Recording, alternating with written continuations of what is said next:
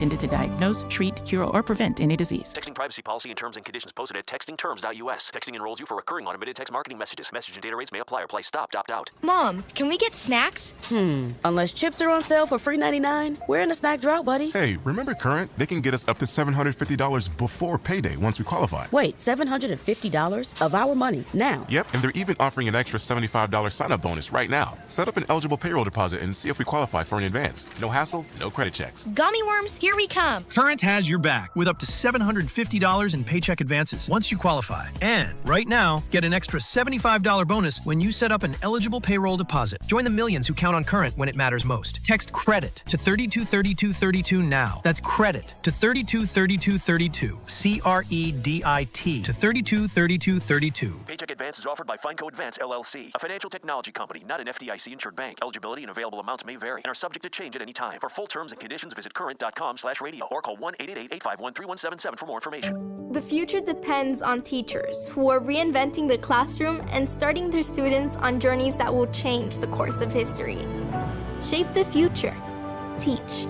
Learn more and receive free support at teach.org. Looking for the ultimate big game play? Come catch all the action at the Dugout Tavern and Grill in Apex. We've got a massive 16-foot surround sound video wall so you can watch every play and the famous ads in all their glory. During the big game, the Dugout is serving buy one, get one half off appetizers and $15 Sweetwater buckets all day. Come back Fat Tuesday to watch the big college rivalry basketball game with the Dugout and cheer on the athletes in Italy with $6 Peroni Euro Lager during the winter games. Catch all the games at the Dugout Tavern and Grill on Kelly Road in Apex. This hour of the Triangle Sports Leader is powered by Ritchie Law Firm, injury lawyers.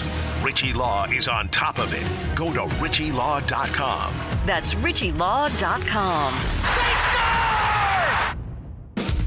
Broadcasting live from the Lenovo Studios. WCMC HD1 Holly Springs. 99.9 The Fan. The Triangle Sports Leader. I'm WRAL meteorologist Elizabeth Gardner. It's a cold start out there with clear skies. Our wind chill is in the teens. We will climb into the upper 40s this afternoon, but this afternoon we'll also have a chance of rain around mid-afternoon through early evening. And then we clear and drop to 27 tonight. The weekend is sunny. No winter storms. We'll see a high of 37 and wind chill in the 20s for much of Saturday. 3 o'clock check of your money. Dow Jones up 1,096 points to 50,005. Sent back into the zone. Gavrikov can't clear. Kane's making a play, coming in. Shot. He scores! Andrei Svechnikov. One touch here. A long drive. Bussi makes the save with the left leg, and you can hear the cheers. It got tipped. It got tipped from high to low. Now Miller with a stuffed chance, and Bussi closes the door there. He'll get it right back for Blake. He'll keep it in deep. Ehlers, Stahl, bingo! Jordan Stahl seals it. What an effort from Nikolai Ehlers. The Drive with Tim Donnelly on 99.9 The Fan. The Drive with Tim Donnelly here on 99.9 The Fan. Happy Friday, everybody. I'm Tim Donnelly, Dennis Cox producing the show. Everybody ready for the big game? Which one? That's right. We got so much going on. You don't even know. Can we describe last night as a big game? Because if it is, big game Bussi showed up. Yeah, he did. There's also some awards given out. There's a lot to get to. So we'll jump right into it, as we always do, with the Big 3 at 3.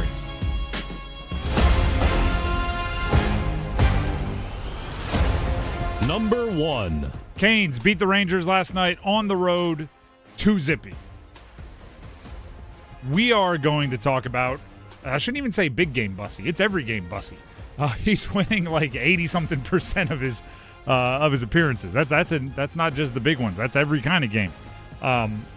Last night was a cool story for him, right? He had 40-something friends and family in attendance because he's from Long Island, and they were playing at MSG, and they were honoring, just so happened to be, the Rangers were, their history of goaltending, which includes his favorite player, meaning Bussi's favorite player growing up, Henrik Lundqvist.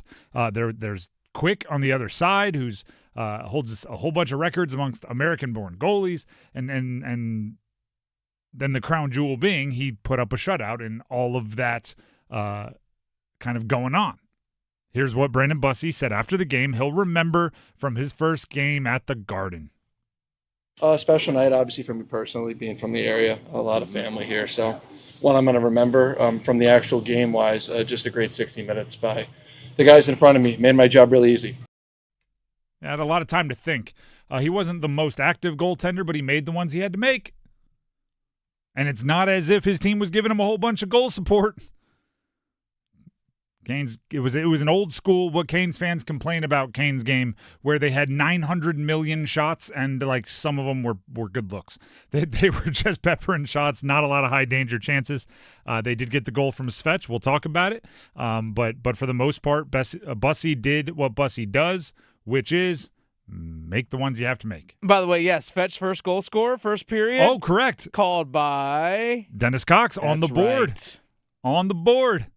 Congratulations on that. Thank you. First one of the year.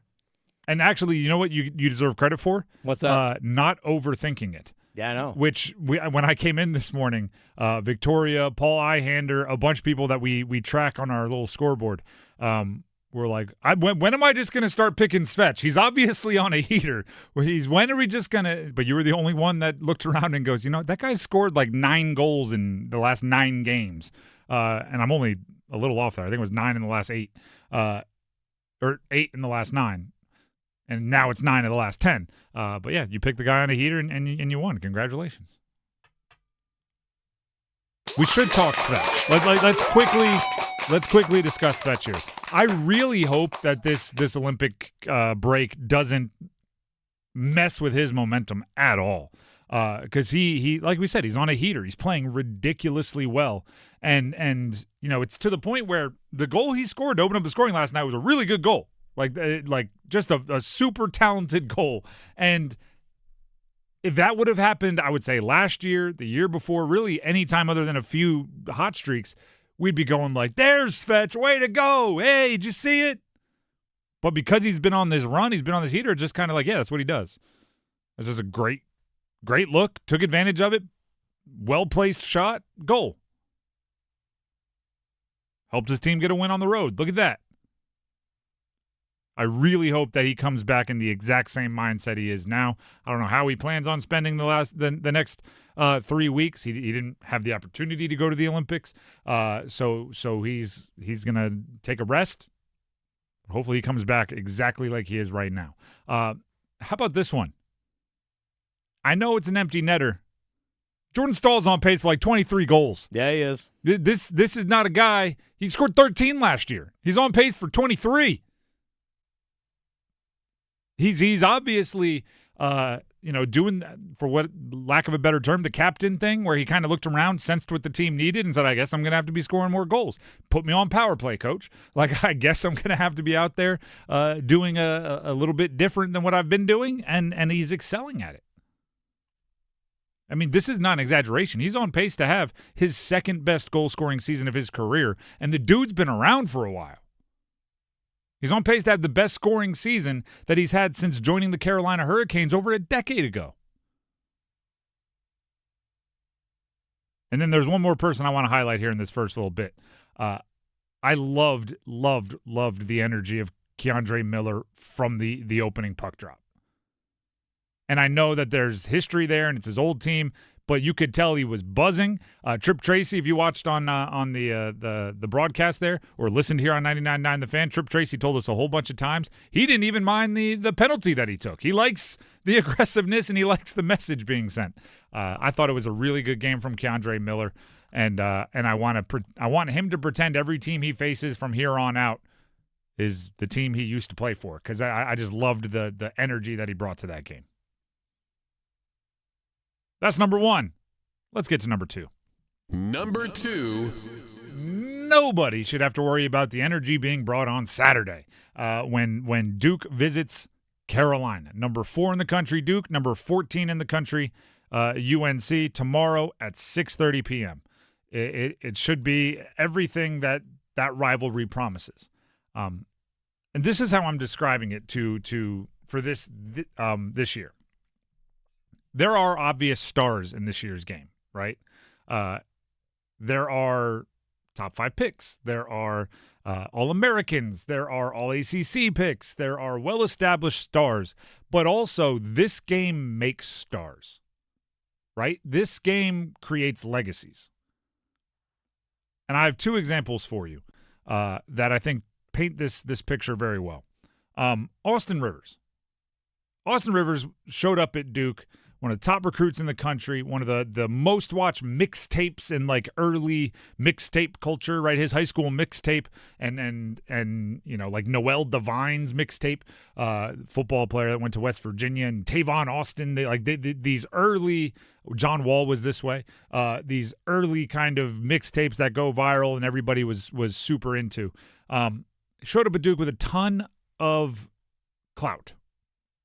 Do you know how his one season at Duke went?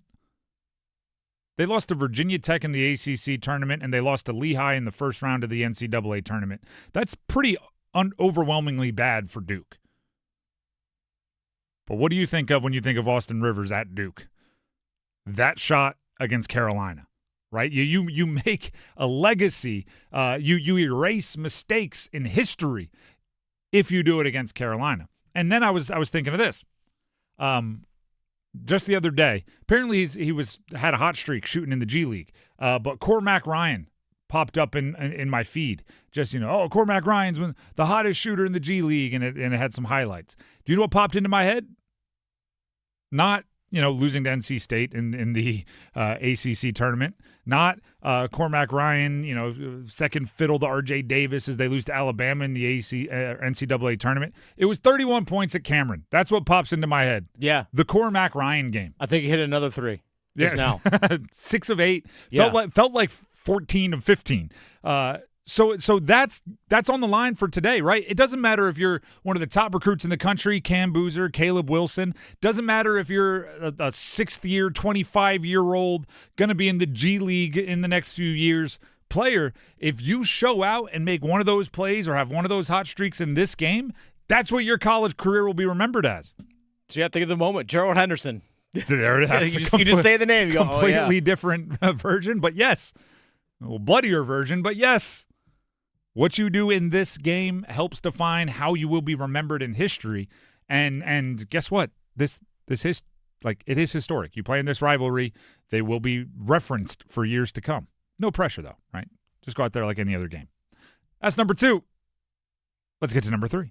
Number 3. NFL honors took place last night. That's the NFL awards ceremony. Few bits of news here that we're going to have to tackle later in the show more extensively. So 4:15, we're going to dive into all of these at 4:15, that is, about an hour from now. We're going to dive into all of these extensively. Luke Kuechly, Hall of Famer. You want to know what's cool about Luke Kuechly going into the Hall? Well-deserved. He is the first Panther who didn't play for any other team to go into the Hall of Fame. The first sole, only, exclusively Carolina Panther to go in the Pro Football Hall of Fame. Obviously, guys like Peppers and a few others, right? They wore other jerseys at times. Luke Kuechly did not. Torrey Holt snubbed again. This is getting more and more insane, and I'll explain why later, but I'm getting worried. Either he might have to depend on some of the senior committees years from now, or he just might be a snub. And that's not me saying that's how it should be. That's me saying that's what I'm worried it will be. Tedero McMillan, Offensive Rookie of the Year. Obviously, just an awesome honor for him. If there was a weird point of the award ceremony, and if you weren't watching, I'll explain it to you. The rookies for both Offensive Rookie of the Year, Defensive Rookie of the Year were introduced, and there was a mini speech made by someone in their family, right? Their mom, their whatever. Tyler Shuck, who was one of the nominees for Offensive Rookie of the Year, his father-in-law spoke about him and his wife and the baby on the way and their dog. But then for some reason they had Tyler Shuck's father-in-law read the winner. For Defensive Rookie of the Year, they had Carson Schwarzenegger's, I think it was whatever his family member was, read it, and he won. So when they had Tyler Shuck's father-in-law start reading the winner, I was like, wow, it's going to be Tyler Shuck.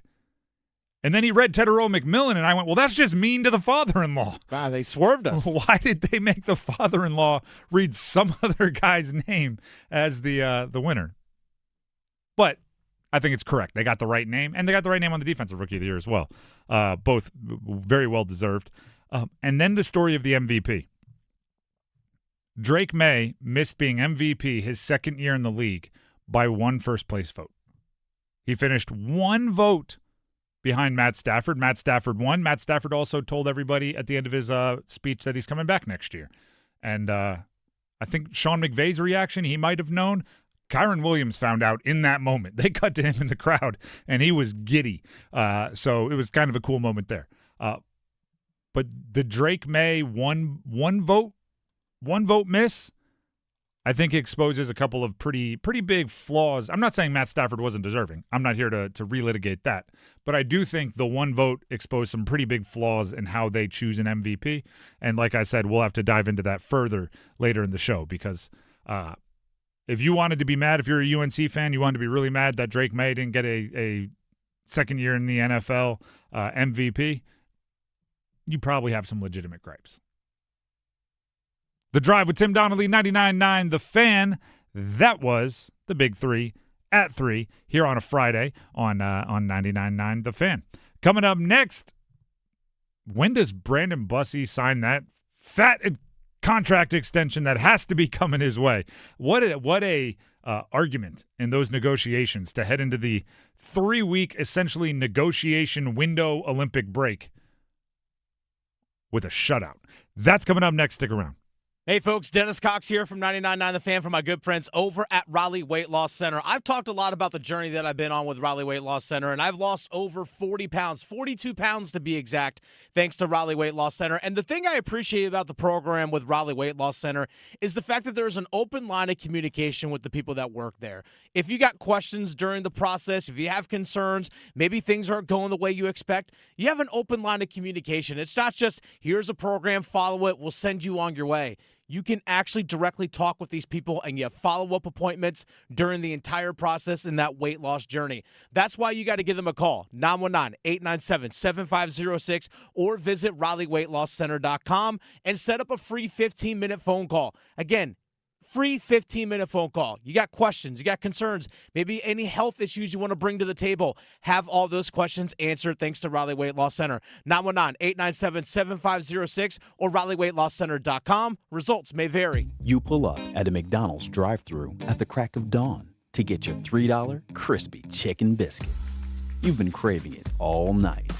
It was a very long night, but your taste buds pulled through. Those are no ordinary taste buds, and you are no ordinary human.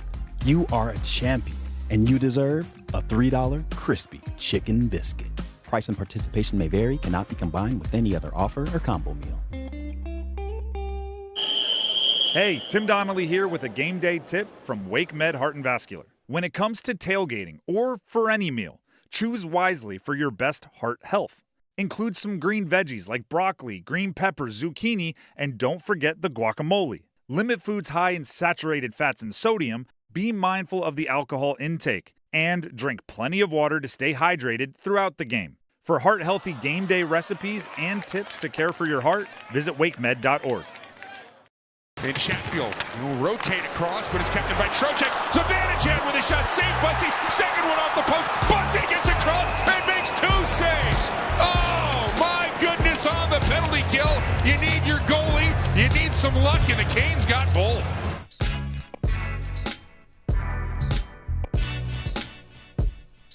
The Drive with Tim Donnelly, 99.9 The Fan. Carolina Hurricanes won last night. Streaking in a positive way heading into the Olympic break. Brandon Bussi, one of the cooler stories of do we call it the first half? Is this like the All-Star break where even though it comes past the halfway point, we say first half of the season, second half of the season? One of the cooler stories of the first half of the season in the NHL. As multiple of you pointed out to me last night, he now has more wins than the Rangers. Brandon Bussi has more wins than the Rangers. That's funny. That's fantastic. That's even better. The Carolina Hurricanes waiver claim from a couple months ago has more wins than the New York Rangers. That's probably the best stat. It's as soon as I saw it, I went, "That's a funny joke. Can't be true." And then I looked it up, and I was like, "Oh no, that's absolutely true. That is a heck of a stat." Because I thought it was just like a clever, "What if they had?" or exaggeration. No, it's true. So Brandon Bussi is not only one of the cooler stories, he becomes one of the more confounding questions right now. Because as cool as the story was last night, 40-something friends and family from Long Island. His hero, Henrik Lundqvist, in the building. It's even though he's on Long Island, he was a Rangers fan. He wasn't an Islanders fan because his dad was a Rangers fan, and that kind of hurt gets passed on. And he pitches a shutout. Right? And he makes some cool saves, and he does the whole thing, and he gets the moment on the ice to look around, and the whole thing is happening. And I'm sure those 40-something people that were there to support him were pretty happy last night. I don't know if any of them were more happy than his agent. I don't know if any of them were more excited than whoever represents him and gets some percentage of his contract. Because that's just a great statement, right? That's just a great argument. It's a great exclamation point on let's get this done now. Because the roster freeze that we talked about that went into effect a couple days ago, where you can't trade and rosters are kind of locked in the NHL, that does not mean you can't sign your own players that are on your roster to extensions. So it almost eliminates a bunch of the distractions that could be going on for a front office and allows you to focus on your own guys. And if I'm Brandon Bussi, or if I'm Brandon Bussi's agent, I'm looking around going, yeah, you know what? Focus on me for a minute. I want to get paid. Now, what is the number becomes fascinating to me. And Dennis, I know you've been saying on air that 2 years, $4 million per. I think that's fair. Feels fair. I did some research. I wanted to have at least one semi-comp, right? Because what he's going through and what he's doing right now is very unique, right? You can't just go, well, let's find the other 27-year-old rookies out there that have 20-something wins at the through this point in their career, find out what they got paid and give them a similar contract, right? That's what happens with so many other positions. All right, we got another 23-year-old forward. We looked at all the 23-year-old forwards that had 22 goals, and here's kind of what it kicked out. And all right, there you go. But the one I could find was Jordan Binnington. Binnington, 26 years old, so a year younger.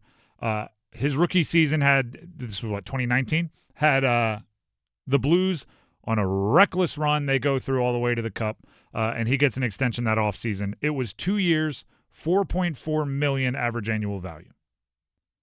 Now, obviously, that is over a half decade ago, right? So, and the cap wasn't what it is now, so you'd expect that to go up a little bit.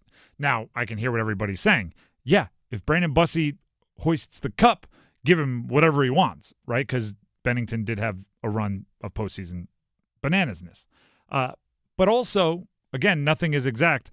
Brandon Bussi is set to be an unrestricted free agent this summer. Binnington was set to be a restricted free agent that summer. So his leverage was less than contractually as far as like team control, player control, than what Bussi is looking at. So with that being really the only comp that I could find, even relatively recently, I could see the Canes pushing for 2 years, $4 million per. I could see the agent asking for more and perhaps threatening, right?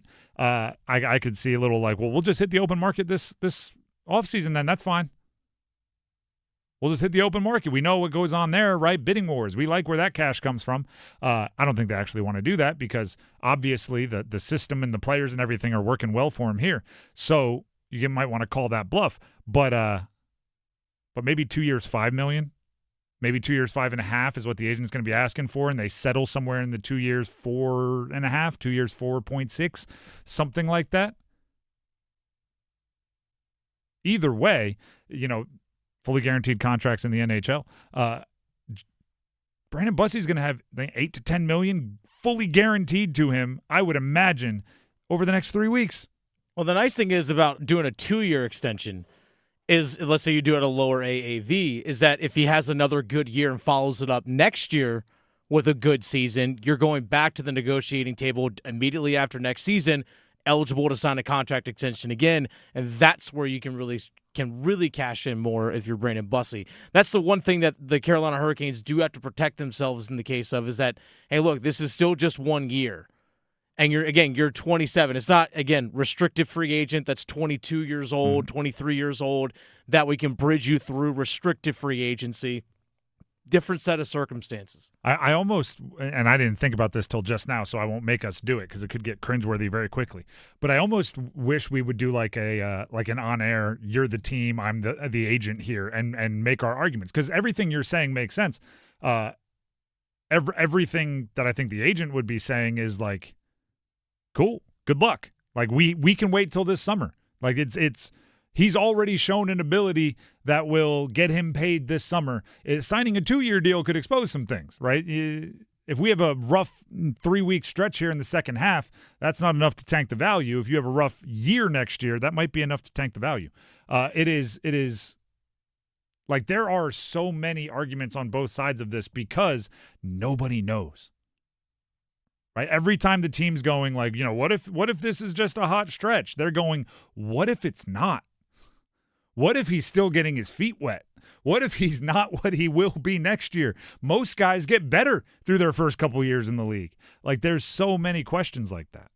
Now, I'm not saying, next year he's going to win 25 of his first 25. But what I'm saying is, there's a world where this just is Brandon Bussi. This is just what he is. He is a gamer. And it's one of my favorite parts of sports is those guys exist.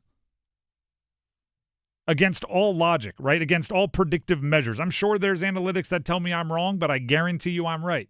There are guys that are pretty good AHL, pretty good minor leaguers in baseball. They hit 230 against AAA. But for whatever reason, they get up to the bigs, the lights are brighter, and they hit 265. And it's just, they're better there. I've seen it. I've seen guys that are terrible practice players. You put them in the game, and they're the Hall of Famers. I've seen defensive backs that I would attack in practice because they were fresh meat. They were chopped liver. They were easy. In games, make 2 one-handed interceptions to win the game, and they're all Americans. And I'm going, I don't get it. Like, Brandon Bussi might just love the lights. And it's really, really fun to watch. Like, I had a shutout last night in Madison Square Garden. And it kind of felt ho-hum, right? Didn't it? Afterwards, you're just like, oh, another win for Bussi. Cool. Nice. Yeah, the Rangers didn't really have it, huh? That is a shutout for a rookie in Madison Square Garden with 40 friends and family in attendance. Rod Brindamore after the game was asked what the shutout means for his rookie goaltender. Well, of course. I mean, that's the most important position, and happy for him just in general. And you're right. I mean, that was a special start to get. We knew that. We also knew that he grew up idolizing, the Rangers and Henrik. So that's pretty cool to do that here with his family, all that. I mean, it's a good story. And Dennis did remind me, I have to go full college football conference and say not rookie, newcomer. First year, right? All the freshmen of the year and things have now changed to newcomer of the year because, you could be a 27-year-old transfer who's new to the conference. So newcomer, Brandon Bussi. He's actually not eligible to be a rookie. Which, by the way, he has brought up a few times. This is just a funny little side story.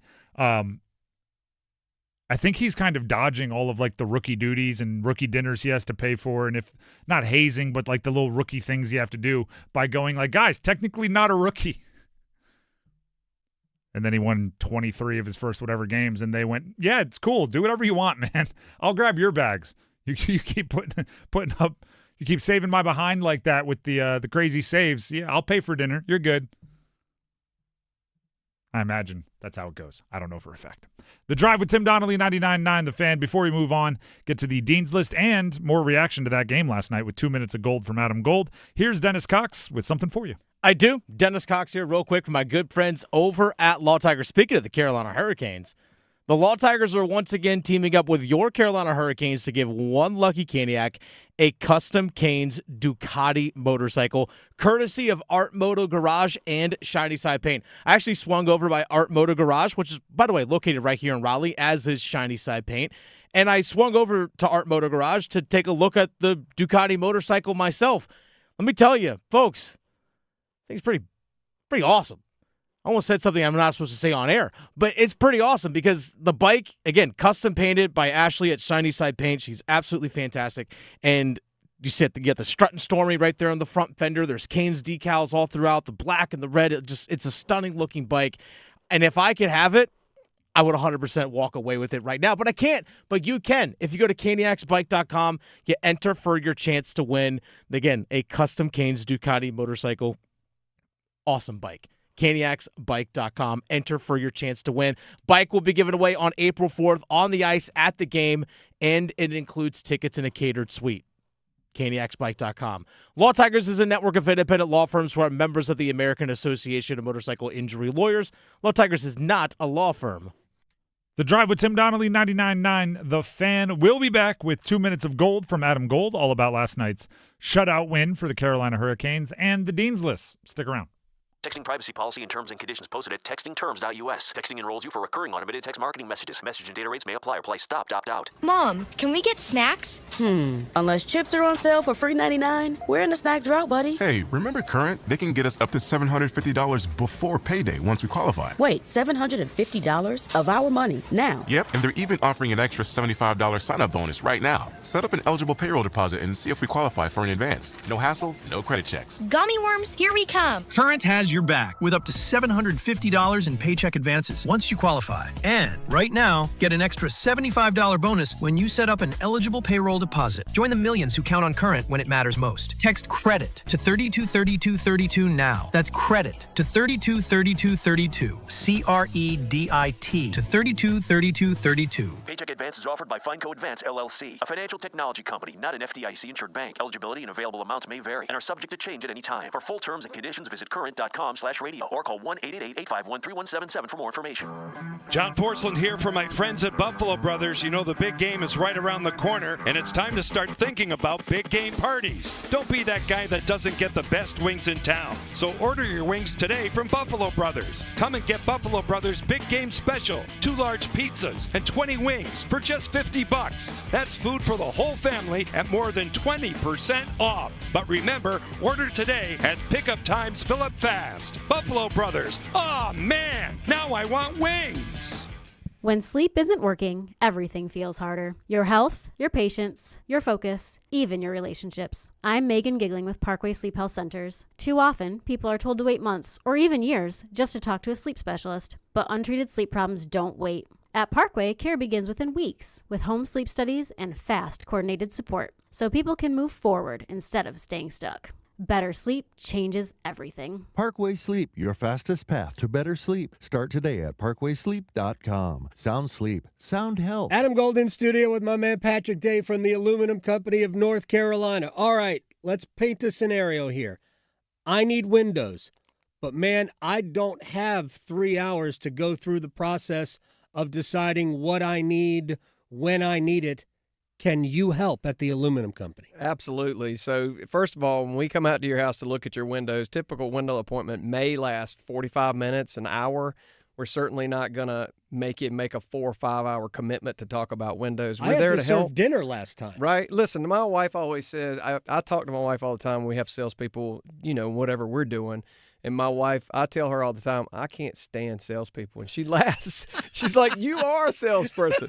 I'm like, well, the difference is I'm just having a conversation trying to help people get what they want. I'm not there to pressure you. I'm just there to help you get in and out. And it's a pretty quick appointment. It's pretty efficient. So we're there to help you and make it quick. I can vouch for that. The Aluminum Company of North Carolina, online at aluminumcompany.com. Trimble challenges the shot. It's short, no good. Wilson, one hand cuffs the rebound, and the freshman on the run. Caleb Wilson, coast to coast for the finger roll. The Drive with Tim Donnelly, 99.9 The Fan on a Friday. I can promise you this. Right after the Dean's List, which is coming up right after 2 minutes of Gold with Adam Gold, we will be getting one of our 4 final entries, our 4 final callers for big game boxes with the drive. If you want 5 randomly assigned squares, boxes in our big game boxes pool, the grid that we are doing for the big game on Sunday, make sure you're tuning in the next 10 minutes and the rest of the show, because we have 4 more contestants to grab today. We'll do the first. We'll get the first caller number 10 at the end of this segment. But before we can get to any of that, we have to hear 2 minutes of gold from our very own Adam Gold, all about the Canes' win last night against the Rangers. Hey, it's Adam Gold, and in this pre-Olympic 2 minutes of gold, see what we did there? Not 2 minutes of bronze or 2 minutes of silver. I've got 2 minutes for, well, a few more than 2 players that helped Carolina get 2 points at Madison Square Garden last night, and it's all brought to us by Parkway Sleep Health Centers. First of all, the players who got it done last night. How about Andrei Svechnikov, who's got 9 goals in his last 10 games and is hitting the Olympic break in style? He has been phenomenal. Early on, first period, jumps on the ice, jumps on a loose puck, beats Jonathan Quick, 1-0 Carolina. And that was really the only goal Carolina would need, because Brandon Bussi did his thing again. Cooley coming in on a break and a save. Bussi rebound. Bussi denies Cooley again. Hall didn't play it off the bench because he knew it would be too many men. That's what created the chance, and Mr. Timely in Brandon Bussi does it. Now here's a chance for Nier with a shot on it. Bussi with an arm save to keep it out.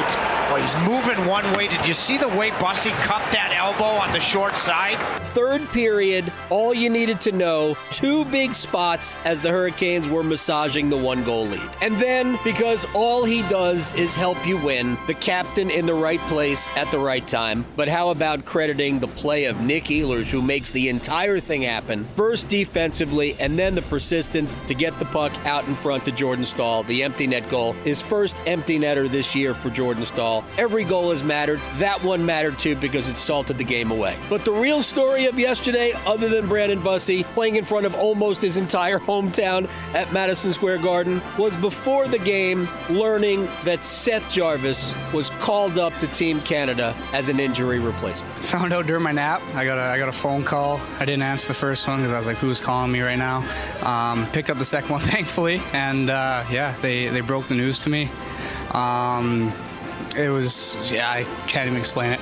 It was incredible. Super honored. You can hear the emotion in his voice. It mattered so much to him, and I cannot wait to watch Jarvis play in the Olympics. That's going to be a fun tournament, but the real thing starts 3 weeks from yesterday as the Hurricanes start the pursuit of the Stanley Cup. Parkway Sleep Health Centers. Sound sleep, sound health, sound off for the bus and Seth Jarvis, who's going to Milano. Thank you very much to Adam Gold for 2 minutes of gold, all about the Canes' win last night, which will be their last win for at least 3 weeks, or 2 weeks and change, whatever it exactly comes out to, because they're on break. 5 of them will be playing in the Olympics, though, including Jarvis. Let's transition a little bit from hockey over to college sports with something we call the Dean's List.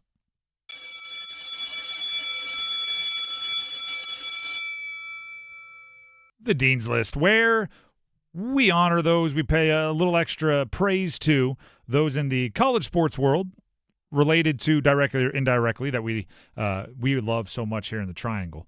I'll get us started. First, former NC State basketball standout Terry Gannon. Dennis, do you know where Terry Gannon's going to be tonight? Where? Announcing the opening ceremonies of the Olympics for the first time in his career. Oh, nice. That is, from a sport, like just true sports media nerd stuff, that's pretty darn cool. Oh, yeah. I vividly remember, I don't know why I remember this, but my sister-in-law was a PA, production assistant with ESPN, actually in Charlotte when ESPNU was there. And I guess they made her fill out some kind of a questionnaire when she got the job. And one of them was like, what is your dream thing to cover? And she was just like, Summer Olympics, Summer Olympics, Summer Olympics, because it's that cool. And Terry Gannon gets to be one of the co-hosts for the Olympic opening ceremony. There's some cool reporting done about how he got into broadcasting, which was basically Jimmy V was like, Terry, you're a good basketball player. I think you should go into broadcasting. As only Jimmy V could say. and make it seem like he's being nice. More Dean's List coming your way. How about A-Rod? Alex Rodriguez. Okay. Did you see where A-Rod was the past few days? No. In Chapel Hill.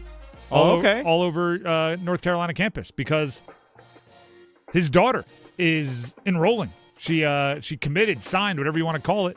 I don't think she's an athlete. I think she's just going to North Carolina because it was her dream school. But they were in Chapel Hill.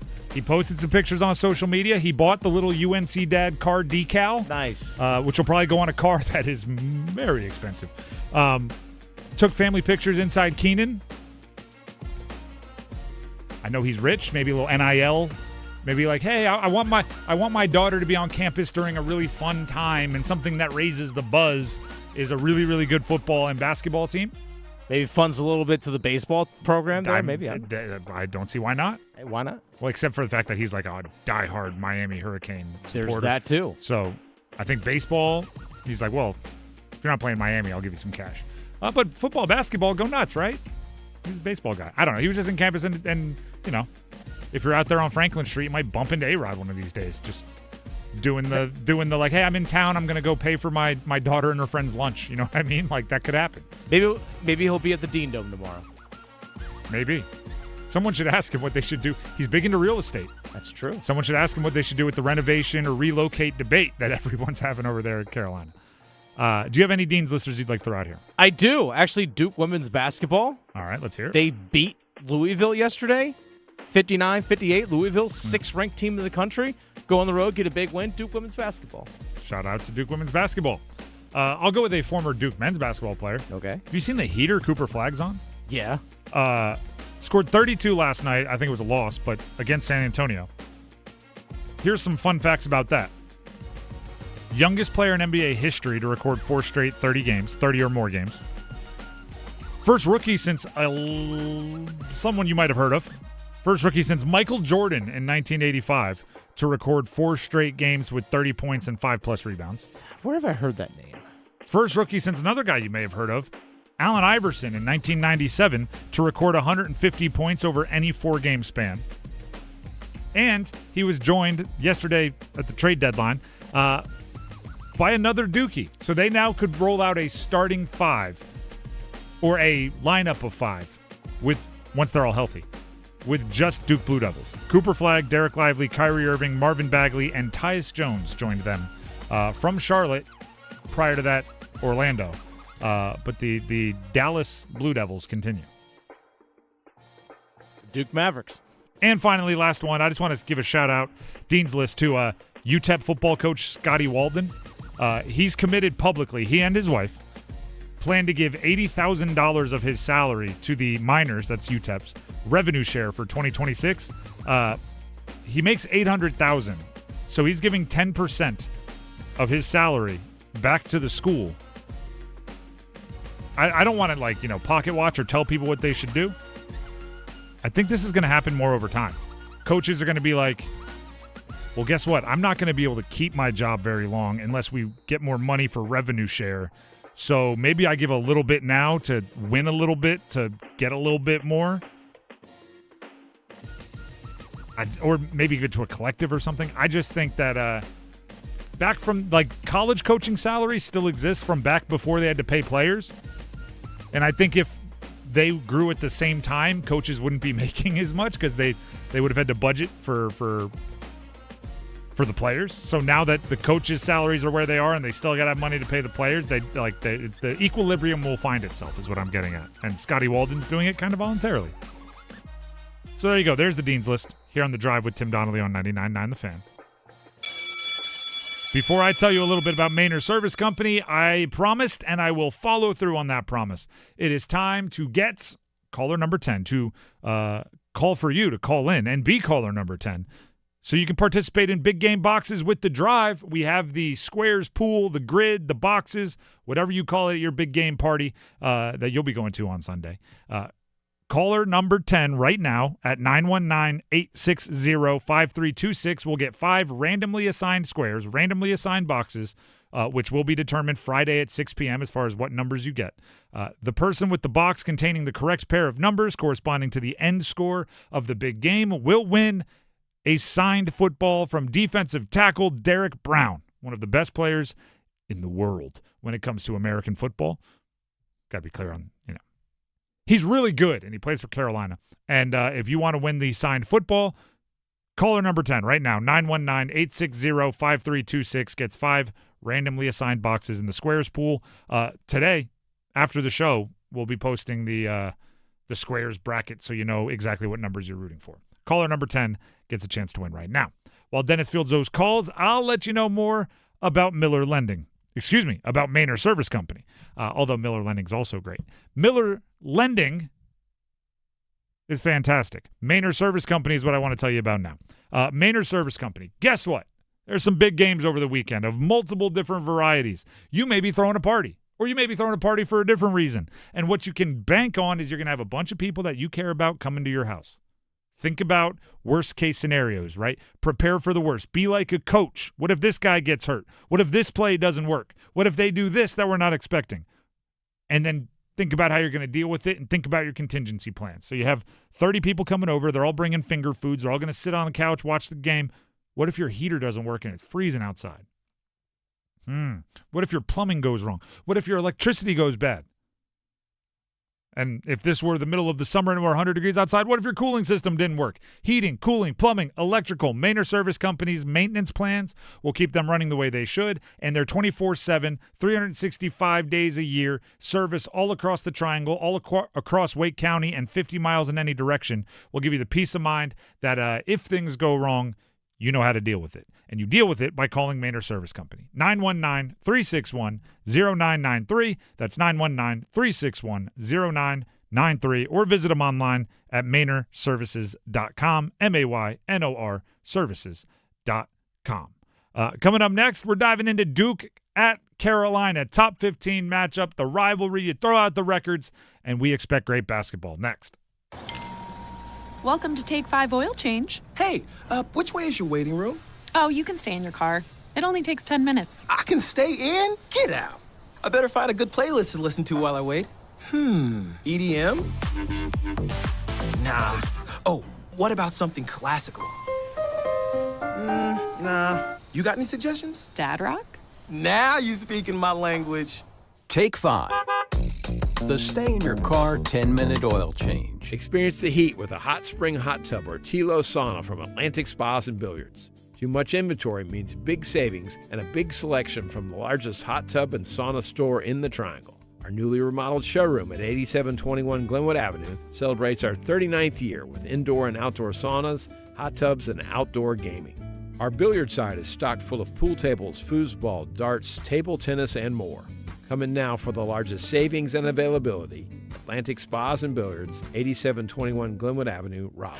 Canes hockey is back, and there's nothing more refreshing than an ice-cold Surfside to enjoy while you cheer on your Canes on the ice. Surfside is only 100 calories, 2 grams of sugar, and 0 bubbles. That's right, no carbonation, so it's easy to sip and enjoy. It's not a seltzer, it's Surfside, official hard tea and lemonade of the Carolina Hurricanes. Sold in arena and at bars, restaurants, and stores near you. Must be 21. Please drink responsibly. Breaking news. Multiply the Cash scratch-offs are here and have $1 billion in total prizes? Mike's live on the scene. The word is out, and with so much cash up for grabs, everyone's getting in on this $1 billion. Grandma? Out of my way, Mikey. Granny's on a roll. You heard it here first, folks. Get in on $1 billion of wins with new Multiply the Cash from the North Carolina Education Lottery. Must be 18 to play. Approximate overall odds of winning are 1 in 3.01 to 4.82. Problem Gambling Helpline, 877-718-5543. Hey guys, Valentine's Day is right around the corner. Bailey's Fine Jewelry makes it easy for you to find the perfect gift for the one you love. Bailey's has something for everyone and every budget. They have a huge selection of jewelry and gifts, highly sought-after pieces from David Yurman, Hippolyta, Lagos, and Bailey's collections, as well as an impressive array of diamond jewelry. Visit Bailey's in Raleigh, Cary, Rocky Mount, Greenville, and Charlotte, or at baileybox.com. I'm Ed Evans, CEO of Consumer Cellular. You know, the big wireless companies say they have discounts for people over 55, but unless you're willing to sit on hold and ask, you're probably paying more than you should. At Consumer Cellular, there's nothing to hunt down. We're built for people 50 plus with plans starting at just $20. And our 100% US-based customer service actually answers the phone. Call 1-888-FREEDOM or visit consumercellular.com today and get your second month free for a limited time. Taxes, fees, and other third-party charges will apply. See website for additional details. Hi, I'm Chef Franklin Becker. You know the jingle. Now discover the facts about Ozempic, a GLP-1. There's only one FDA-approved Ozempic made by Novo Nordisk. Learn about the real thing. Talk to your healthcare professional today. Call 1-833-OZEMPIC or visit Ozempic.com to view the medication guide and to learn more about Ozempic. Semaglutide injection 0.5, 1, and 2 milligrams.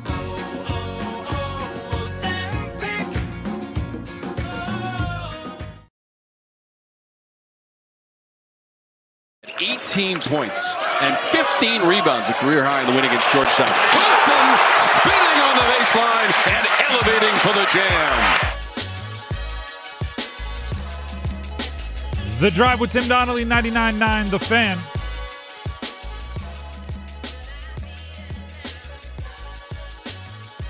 You know what? I have a request for Duke and Carolina. What's that? I propose they move. This is a ridiculous request. Okay. I propose they move the Duke-Carolina basketball game to, like, June. Because there's so many sports going on right now. We got the Super Bowl on Sunday. We got the Olympics going on. We don't need it now. There's going to be a week where we would talk every waking moment about this game for, like, a week and a half. And it deserves that kind of attention. There's a lot of other things going on right now. Okay. So, yeah, if they would just play it again in June, I would appreciate that. Get everybody back June. Well, thankfully, the Olympics, because they're out in Italy, it's, 5 hours ahead of us. So, you know what? When 6:30 rolls around, there's going to be no live events taking place. I actually there's very specific situations perfect. where the Olympics are, like, awesome that they're on at, like, 3 in the morning. But I'm just not on that schedule right now, so it kind of stinks. I'm not waking up early. But I will definitely be awake at 6:30 tomorrow to watch number 4 in the country, Duke, visit number 14 in the country, UNC. And I said it earlier, this game, like, it is different. What you do in this game will, I feel like I should be talking like Steve Sable on the NFL Films, old documentaries. Like, what you do in this game will echo through eternity on the frozen tundra of the Dean Smith Center. It's just a bigger, more eyeballs, more written in stone history game than many of the others. Hubert Davis, as you're going to hear right here, head coach of UNC, says just because it's Duke doesn't mean you prepare any different. The main thing that I've tried to communicate to the guys is like our preparation, our process, the way that we practice and the way that we play is no different. The only difference is, the circus is coming to town. Other than that, this is another game for us to compete, another opportunity for us to grow as a team. And leading up to a game, there's absolutely nothing different. And so trying to get the guys to understand that the things that we've done for the 22 games prior to this are the same things that we're doing this week, next week, and the remainder of the season. I hear that, and I get that, that's a message you would preach. It is different, though. It is. I don't, I didn't play in the Duke-Carolina rivalry, so I can't speak with firsthand experience, but I imagine the guys that have been, maybe their career's been over for 10 years, maybe they're working a regular job or they're, in the NBA somewhere. When they're out talking with people, I don't know if they go, what was your record against Syracuse? Yeah, when you were in college, how'd you fare against Louisville? No, but I guarantee you they ask, what'd you do against Carolina? What'd you do against Duke? Did you win? Did you win more than you lost? Did you blow them out? Who were you playing against? What era was that? Oh, you guarded who? And it's all about that rivalry. So it's different. I get why you would, not intentionally prepare differently. But from Carolina's standpoint, not only is it different because of, it's going to echo throughout the halls of history, but it's also different because this is a number 1 team in the net rankings that you're facing on your home court. This is the most quad one. The only way it could be a bigger quad one is if it were on their court, right? This is a gigantic game for you, and you did have that stretch where you lost some games that you don't feel great about, and this would erase some of that. It's a huge opportunity for you to vault yourself up into the top 10 in the country, into an upper seed. You start thinking 2 or 3 seed if you win this game. But it's no easy task. They have some good players over there, including Cam Boozer. Hubert Davis, just like we had yesterday, John Shire singing all the versatile praises of Caleb Wilson. Here's Hubert Davis praising Cam Boozer. His ability to be able to score in many different ways, obviously around the basket, getting fouled, get to the free throw line, threes. He's an excellent passer. So he's one of the best basketball players in the country. But I will say this: it's not just him. There's a reason why that they're 21-1. There's a reason, because they're a really good basketball team and extremely well coached, and they've got a number of pieces that play at extremely high level. And so it's not a matchup between one person. It's a matchup against Duke, and we're very excited about the challenge. I'm starting to see a pattern here. When you're praising the opposing team's best player, you just talk about versatility and all the things they can do. Don't tip your hand at all of what you think they do best, because that's what you're going to probably try to get them to stop doing, right? So here John Shire talking about Caleb Wilson. Inside, outside, versatile. He can do it all. You hear Hubert Davis talking about Cam Boozer. In close, mid-range, 3, distributor, dribbler. He does it all. Here's the thing. They're not wrong. That's true, too. That's the thing. They're not wrong. They can do a lot. They also do have things they do better than others. Like, it's not like they are equally good at everything. They're good at everything, but not equally good at everything. And I think it's important to recognize that. I think you know what Cameron Boozer wants to do. Right? I think you know what Caleb Wilson wants to do. I think there is a bit of predictability for these teams. One, because they are Duke and Carolina. They are Carolina and Duke, which means they don't have games that aren't on national television. They don't have games that aren't dissected for 15 minutes on ESPN before and after games that have nothing to do with them. They're like, up next, we're going to take you out west and we're going to see USC, UCLA. But first, let's break down the results from the Duke and Carolina games yesterday afternoon. And there are no hidden gems on either of these teams, because if you change up the starting lineup, everyone in the country knows it by the time you get to the first media timeout. These teams know what they do well, and they try to make you do it. Right? There's even somebody like Derek Dixon, right? Derek Dixon for UNC has been put in the starting lineup at point guard within the last few games, right? It's within the last handful of games.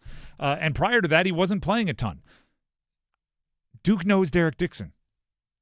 First of all, he was an elite player, and Duke and Carolina guys that are elite recruits, they go way back. I read an article today. I apologize, I forget who wrote it. But guess who won a Peach Jam EYBL AAU tournament together? The two Boozers and Caleb Wilson on the same team. They did. I watched a highlight of Isaiah Evans as I believe, senior up against Caleb Wilson at a little showcase, whatever it is, high school game. And this would have been Caleb Wilson as a junior. They were going back and forth, bucket for bucket. And guess what? They weren't like, force this guy left. They knew their games exactly. There's no lack of familiarity in this one. Here's Hubert Davis basically echoing that exact thought. We've played 22 games.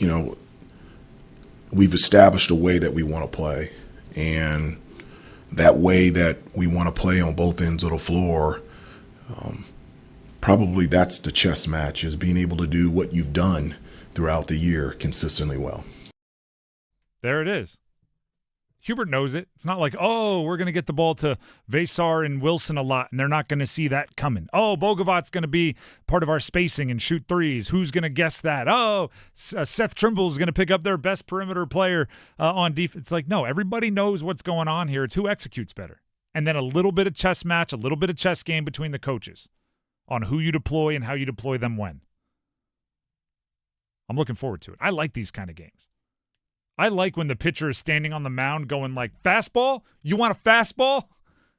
All right, here it comes. And they're throwing it as hard as they can, right? It doesn't always have to be a secret.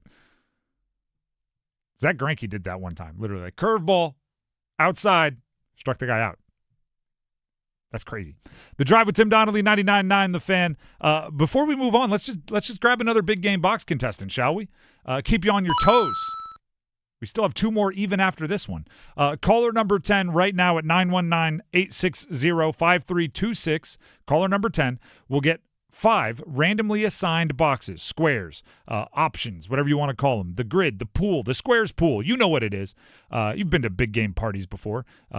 Each winner gets 5 randomly assigned boxes to be determined later today and posted on our social media so you know what numbers you're rooting for. The person with the box, with the square containing the correct pair of numbers at the end of the big game will win a signed football from Derek Brown. I had the football in my hands just the other day. We have it here. It's like, it's burning a hole in our pockets. We want to give it to one of you. So call in now, 919-860-5326, and caller number 10 will receive 5 boxes in big game boxes with the Drive. We'll take a break. When we come back, football at 4. There's a big game on Sunday. We'll talk about it. John Porcelain here for my friends at Buffalo Brothers. You know the big game is right around the corner, and it's time to start thinking about big game parties. Don't be that guy that doesn't get the best wings in town. So order your wings today from Buffalo Brothers. Come and get Buffalo Brothers Big Game Special. 2 large pizzas and 20 wings for just $50. That's food for the whole family at more than 20% off. But remember, order today as pickup times fill up fast. Buffalo Brothers. Oh man, now I want wings. This is the sound of Claire, cooking dinner at home. And that's the sound of a fraud alert from Wells Fargo, flagging a charge for a pricey restaurant in Paris. Considering Claire isn't in Paris right now, that seemed odd. To the bank and to Claire. 2 taps later, Claire says nope to the charge, and Wells Fargo is on the case. However you make money work, Wells Fargo can work with that. Wells Fargo Bank, N.A., member FDIC. Hey, it's Adam Gold from my friends at FanDuel, America's #1 sports book. Super Bowl 60, just a couple of days away. This is the final football Friday of the season. And as we have said all week, last call for football and a daily profit boost every single day leading up to the big game. Today's 30% boost, first quarter markets. Hey, you may not be able to watch the whole Super Bowl. Who are we kidding? You're watching all of it because you want to see the commercials. So today's 30% profit boost, first quarter markets, receiving yards, passing yards, rushing yards. There you go. All you got to do is opt in each day, place an eligible bet to use that day's profit boost. Play your game with FanDuel, official sportsbook partner of Super Bowl 60. 21 and over and present in North Carolina. Opt-in required. Bonuses issued as non-withdrawable profit boost tokens. Restrictions apply, including any token expiration and maximum wager amount. See terms at sportsbook.fanduel.com. Gambling problem? Call 877-718-5543 or visit morethanagame.nc.gov. This hour of the Triangle Sports Leader is powered by Ritchie Law Firm, Injury Lawyers. Ritchie Law is on top of it. Go to ritchielaw.com. That's ritchielaw.com. Broadcasting live from the Lenovo Studios. WCMC HD1 Holly Springs. 99.9 The Fan. The Triangle Sports Leader. I'm WRAL meteorologist Elizabeth Gardner. Increasing clouds for us this afternoon, a high of 48. Some showers that develop around 3 or 4 in the afternoon, so a bit of a wet evening commute, but the rain's mostly out of here by 8 o'clock. 27 tonight as our skies clear, and it's a cold weekend, a high just 37 on Saturday, and it'll be windy. It'll feel like 20s with the wind chill. Weather update brought to you by Blue Shark Vodka, the world's smoothest vodka. Pour Blue Shark Vodka at all your events to lift everyone's spirits. Blue Shark Vodka, the shark that doesn't bite. 4 o'clock check of your money. Dow Jones at the closing bell today, up 1,207 points to 50,115.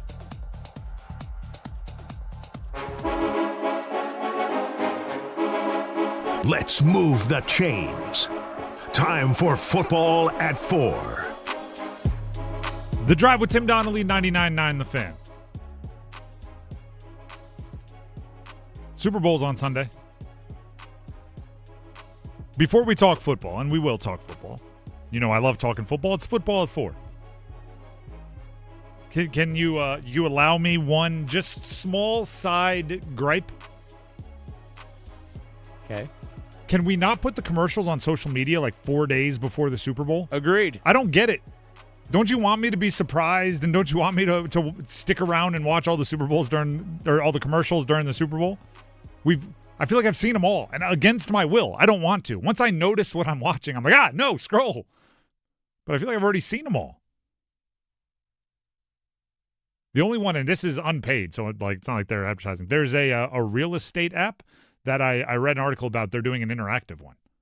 You know the guy that does the geolocating or whatever? He looks at a picture and he's like, oh, that grass looks like it's from Kentucky, probably Western Kentucky. Oh, that mailbox, I know that mailbox. Then he finds like the street in Kentucky just off of a picture. They paired with him, and I guess they're going to post like a house. And if you find it on the app and like send it to him first, this is what I imagine is happening. You get the house. So they're just going to post some random house. That's cool. That's new. If you have to put out some information so everybody knows the game beforehand, I'm okay with that. If you're just some company with a commercial and you're just putting it out on social media like a week before, I don't know why you're paying for all of the Super Bowl time, because we've already seen it. All right, that's the end of my side gripe. Now let's get to the game. It is an unusual Super Bowl. Okay, neither of these teams were the favorites, if you will. Matter of fact, if you look at their odds to win before the season, these are the two combined longest shots in like 30 years to make the Super Bowl. It seems there's always at least one. There's always at least a favorite. Even if one long shot makes it, the other one was, one of the more likely. This is two pretty unlikely teams. Didn't make the playoffs last year.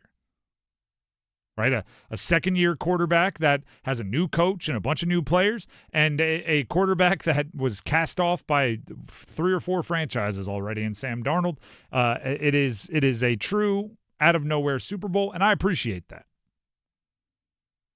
If you're looking for things to watch for, this is how I see the game either like being decided. The prettier of a game it is, I think the worse it is for the Patriots.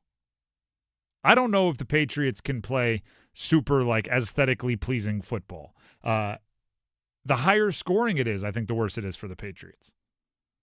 I think the Seahawks, Jackson Smith and Jigba, Kenneth Walker, they can go, right? They can put up some offensive stats. And I'm not saying that like Drake May individually can't. I'm not saying that, Travion Henderson, if given the opportunity, can't break a long run. I'm saying they elect to give the ball to Ramondre Stevenson a ton more than they do Henderson. Right? They elect to throw it to Hunter Henry as much as they do like Kayshon Boutte downfield. This is a team that I think Mike Vrabel understands. The uglier a game, the better we are. And it brings me back to what I imagine will frustrate the heck out of football fans for the next decade. I think the Patriots have stumbled into like that weird winning it factor again. Like 5 years to 6 years, whatever it's been since they lost Tom Brady. I think Drake May has a little bit of it, and I think Mike Vrabel has a lot of it. Right? What people forget about, say, Bill Belichick, shout out to the Tar Heels, is he had a run in Cleveland that wasn't all bad as a head coach. Right? Actually, if you go and look at like how well other coaches have done with the Cleveland Browns since, and including his run, he's one of the better coaches in Browns history, which is crazy to say because, obviously they moved on from him pretty quick when they moved to Baltimore. But I don't know if Patriots Belichick exists if he doesn't learn the lessons he learned with the Browns. I don't know if Patriots Vrabel exists if he doesn't learn the lessons he learned with the Titans and take that year off and learn. And I get the vibe that he learned the things he was supposed to learn, right? He's handling himself a little bit differently. He's still the player's coach. He's still the guy that thinks like a player. But you see it. I think he's more ready for the moment now. And, yeah, there's also the whole how many times did we do the Brady-Belichick argument? And we're going to continue doing it forever, although Brady's looking, pretty good on that side of things. I don't know if this version of Vrabel exists without Drake May, but we don't have to find that out. You know what I mean? Like sometimes you meet each other at the right time for both of you. Josh McDaniels, similarly, their offensive coordinator. There have been times during his football run I thought he was the least likable person on the planet. Remember when he like took the Colts job and then didn't, like 12 hours later? Some of the stuff he did when he was a head coach of the Broncos, just what are we doing here? But now, did you see the mic'd up of Drake May saying it's hard? It is blizzarding out there in the AFC Championship game. It's close. And your stud quarterback, it's hard. And he gave him a great pep talk. Hey, listen, 6.5 minutes. This is going to be as memorable as we have in our careers if we can find a way to get out of this thing. And they did. I'm a big fan of a lot of what they have done with Seattle. Do you know what is my favorite part about Seattle? And shout out to their GM for doing it. They were pretty good the last couple years, right? They were good enough to be in the playoff hunt the last couple years, make the playoffs a few times the last couple years. And do you know what they still did? Made big changes. They changed their quarterback, right? They moved on from Geno Smith. They brought in Sam Darnold. They've made changes despite the fact that they were squarely on, that treadmill of mediocrity that so many people get caught on. Oh, we were close to the playoffs. Oh, we had a tough division. Oh, we had won last year. Let's run it back with all these same guys as many times as we can. And they could have signed up for between 7 and 10 wins for the next 5 years and not made any changes, kept their jobs for the most part, made a bunch of money. But they took a chance. Do you know how foolish they would look if Sam Darnold went up to Seattle and didn't play well? You moved on from a guy who you knew. Geno Smith was throwing for a ton of yards up there. You knew fit in your offense. You knew worked well with this guy and that guy. And you moved on from DK Metcalf, and look at you now. You stink. But instead, it worked, and I respect the heck out of that, and I think more teams need to be willing to do that.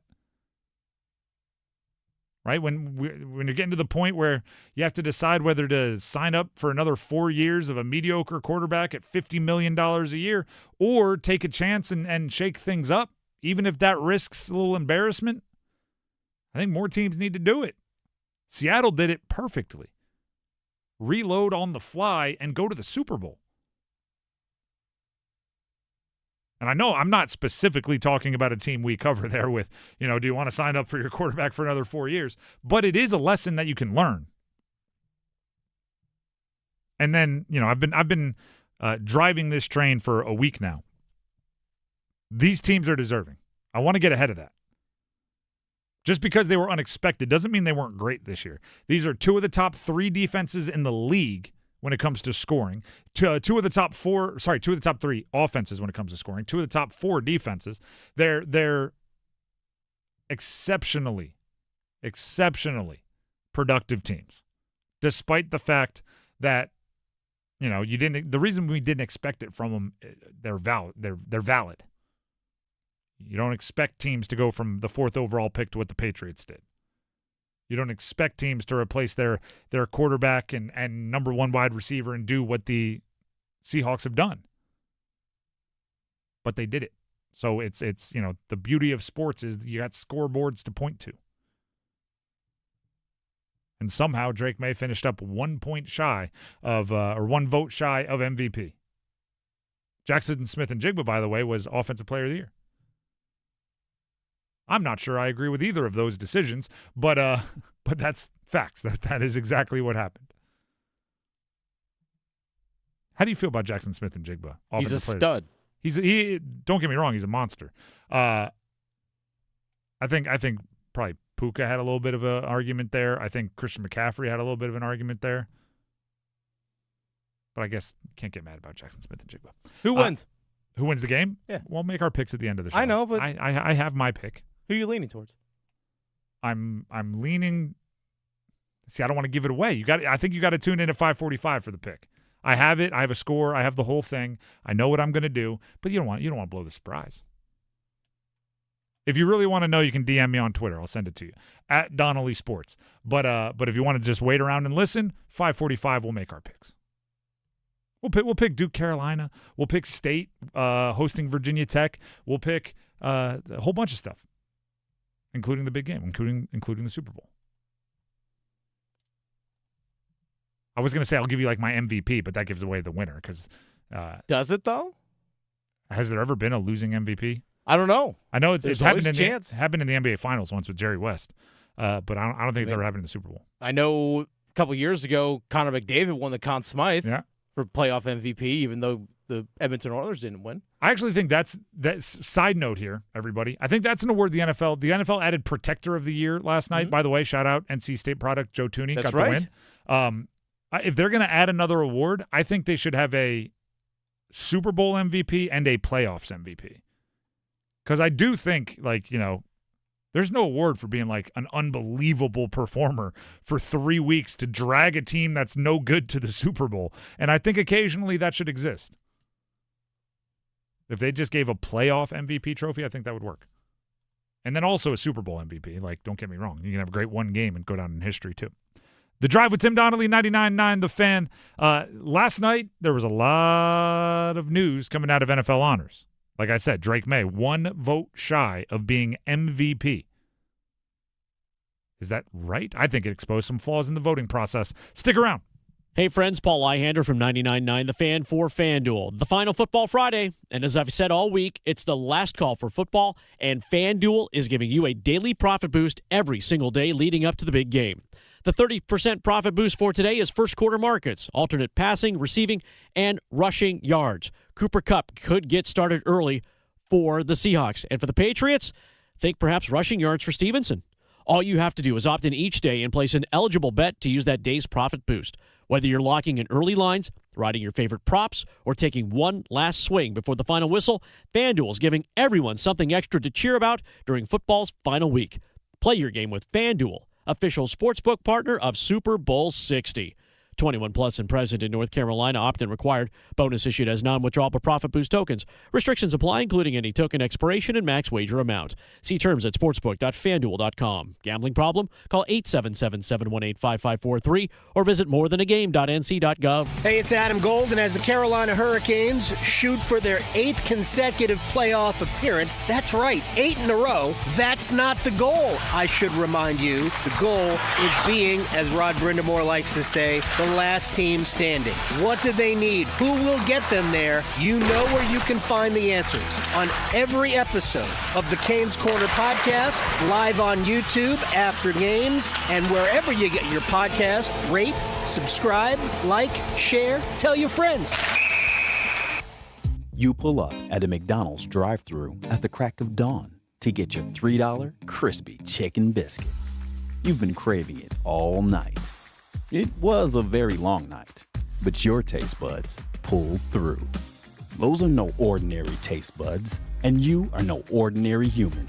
You are a champion, and you deserve a $3 crispy chicken biscuit.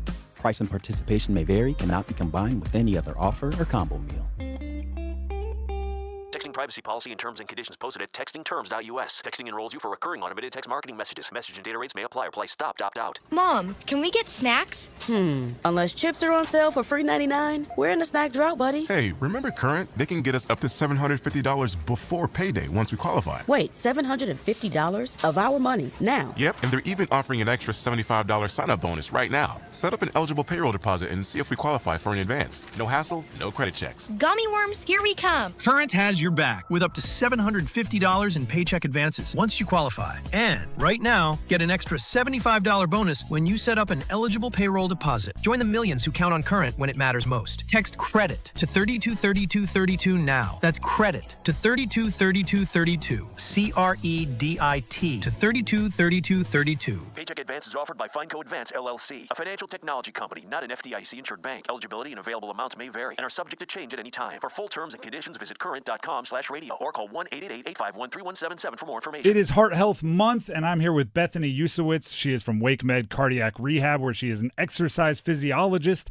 She's here to answer some questions for us, like what is cardiac rehab and what does it all entail? Yeah, big question, cardiac rehab. It's rehabilitation. So typically post-cardiac event or post-surgery, people are going to come and learn how to exercise, how to return to their day-to-day lives. But how do we also educate on lifestyle changes so we can be preventative in the future? Dietitians, stress counselors, nurses, and exercise physiologists all work together to get your heart back healthy. When you say cardiac event, what does that mean? So a heart attack is typically a heart event that we're looking at, but also post-cardiac surgery. So someone doesn't have to have a heart attack to participate in cardiac rehab. For those questions and many more answers like it, please learn more at WakeMed Cardiac Rehab and visit wakemed.org.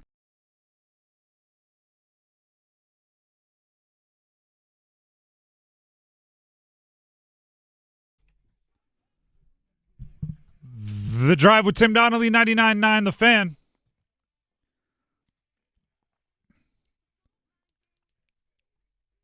Last night, the NFL honors took place. Kind of a big NFL award ceremony. They all get dressed up nice. I get to take pictures. The whole thing, right? And they give out their awards. Obviously, NFL honors.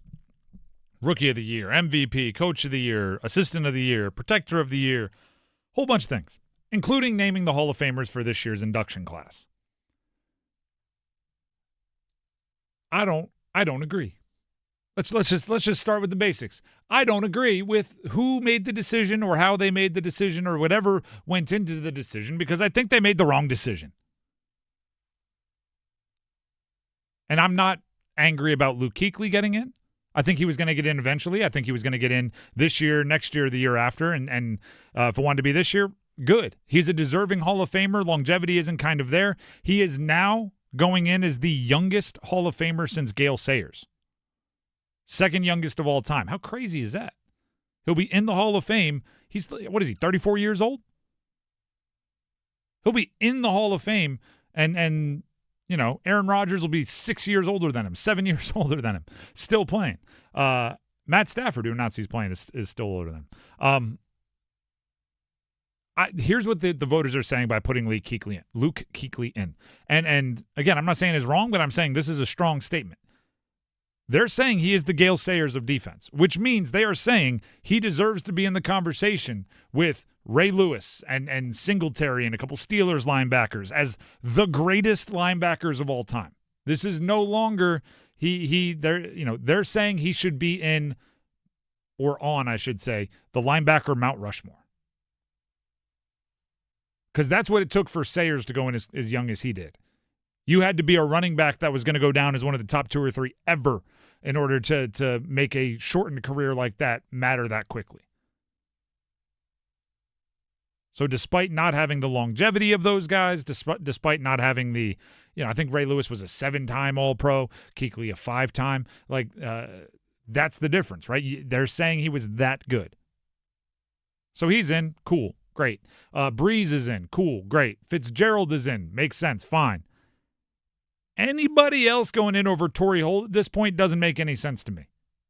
Torrey Holt snubbed again. 12th year he's been snubbed. 12 times. I'm worried. I'm starting to think Torrey Holt might not get in. Or he'll have to wait till those weird subcommittees where, at this one, you have to get 75% or 80% of a billion votes. Or you can just wait 10 years and then 9 guys will decide if the super senior committee wants to put you in. There's all those weird extra ones. Maybe we'll have to wait till then. But here's why I'm worried. When Torrey Holt retired, 2009, by the way, that doesn't seem right. But when he retired, he had the 10th most receiving yards in NFL history. He was top 10. He's now down to 17th. If he didn't get in when he was, in the low teens, what makes you think he's going to get in when he's in the high teens? When he retired, he had the 13th most catches in NFL history. He's down to 27th. If he didn't get in when he was in the teens in catches, what makes you think he's going to get in? The voters are going to change it when he's in the late 20s or 30s.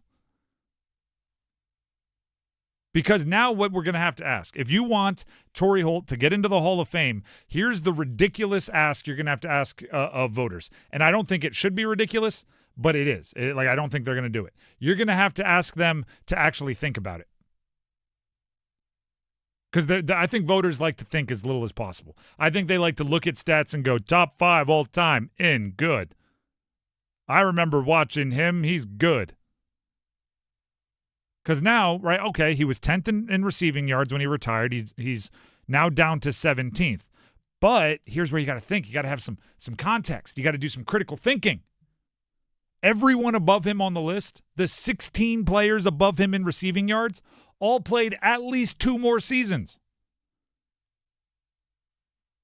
Right? You got to take one more step. Or how about this one? He retired with the 13th most catches in NFL history. He's now down to 27th.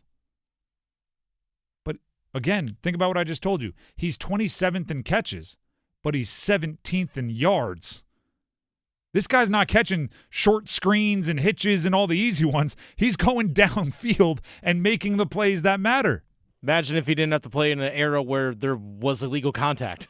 Imagine if he didn't have to play in an era that his offense had to transform into the era we have now. Yeah. The greatest show on turf is kind of like the origin of everything we have now. Yep. And that's maybe my favorite point, because Roger Craig got in. And I'm not here to disrespect Roger Craig. He's a great football player. Roger Craig doesn't get in on production, okay? Never led the league in rushing yards, never led the league in touchdowns. 1 year led the league in total yards, and that's the one that always gets cited because he was one of the first 1,000 guys, right? 1,000 yards receiving, 1,000 yards rushing. He was a pretty good player for his era on a dynastic team with the Niners. But do you know what gets him in? Do you know what, if there is an argument to get him in? And I don't care what your qualifications are. I just care that you have them. He gets in on influence, right? He gets in on impact. He gets in on changing the game because he was one of the first true dual threat running backs, right? You can draw a line from Roger Craig through Marshall Faulk up to like a Danny Woodhead even. Like, it's all the way there. Christian McCaffrey. Christian McCaffrey's probably the most recent, furthest advanced version of that, right? So Alvin Kamara, LaDainian Tomlinson, you could argue they all come from the Roger Craig tree. If you're going off of influence, Torrey Holt's offense was as influential as anybody's with the St. Louis Rams. You think you have like a Bengals offense today with T. Higgins and Jamar Chase if you didn't have Isaac Bruce and Torrey Holt? No. You think you have a Christian McCaffrey if they didn't have Marshall Faulk in that offense taking advantage of the fact that Torrey Holt was taking everybody downfield with them. Ipso facto, 27th in catches, 17th in yards. Right? The reason why all those running back checkdowns and all those running back Texas routes and juke routes were popularized by Marshall Faulk is because everybody else on defense, except for the one linebacker trying to guard Faulk in the open field, was running downfield with Torrey Holt. If you go off of numbers, he should have been in when he was top 10 or top 15 in every stat. If you're going off of influence, he should have been in as soon as you realize what offense he was a part of. If you go off in comparison around his era, he should have been in as soon as he was on the team of the decade. He had more, the decade stats are ridiculous. He has the most yards and touchdowns and receptions of any decade of any player ever. And here's the crazy part. When Torrey Holt retired, I found this quote. When Torrey Holt retired back in 2009, he was asked about the Hall of Fame. And I thought he was exceptionally humble in what he said. This is what he said. He said, Chris Carter, Andre Reed, and Tim Brown will make it in the Hall of Fame before we even start mentioning anything about Torrey Holt being in the Hall. If it happens, it'd be great, but this is great validation for me. That was when he retired one day with the Rams. Saying there are 3 other guys that are not in the Hall of Fame yet that should go, that's very humble for a player like Torrey Holt, who could have said, yeah, first ballot, me, right now. Carter was inducted in 2013. Reed inducted in 2014. Brown inducted in 2015. It's 2026. Torrey Holt's still waiting. I'm worried. Dennis, anything you'd like to add? Yeah, he should already be in. I think that's plain and simple. He should already be in. I mean, there's some I have to go back and look exactly, but there are some milestones that he hit in his career before Jerry Rice hit them in his career. Yes. Well, matter of fact, because I saw this comparison today. Calvin Johnson played fewer years, right? Torrey Holt was better through that many years than Calvin Johnson. His production from right out the gate was bananas. Absolutely ridiculous. And do you know what's the most upsetting part of it? The most, I don't even have to. And maybe this is the gift that the foolish voters gave me last year. One of my pet peeves when it comes to Hall of Fame arguments is I go, all right, who are you taking out? When people are really mad that somebody isn't a first ballot Hall of Famer, or when somebody isn't, I go, okay, but you got to make the tough decision. Who's coming out to put that person in? Because you're only allowed so many inductees per year, and most of the time people don't like calling out names. I don't even have to do that. Do you know why? Because last year they only inducted 4, and you can put 5 in each induction class. Only 4 last year reached the 80%. So slot him into the empty place last year, and you're good. You don't even have to take anyone out. Just be a competent voter last year. All right, let's transition to something a little more optimistic, or a little more upbeat. Tetairoa McMillan, Offensive Rookie of the Year. How about it, T-Mac? Speaking of wide receivers, starting fast. Maybe that's what we should tell Tetairoa McMillan. If you want to make it in the Hall of Fame, you better be like top 4 in every stat, because top 10 ain't going to get it done when you're associated with the state of Carolina, North Carolina. South Carolina helps, right? Sterling Sharp can get in with 4 good years. Neither here nor there. I went back and I looked at this because I wanted to see how predictive Offensive Rookie of the Year is for wide receivers. Right? Because running backs, you could be Rookie of the Year and flame out pretty quick. That's kind of well known. So I wanted to go like, oh, does this mean he's almost guaranteed to be a top 15 guy for the next 10 years? Are you ready for every wide receiver to win Offensive Rookie of the Year this century?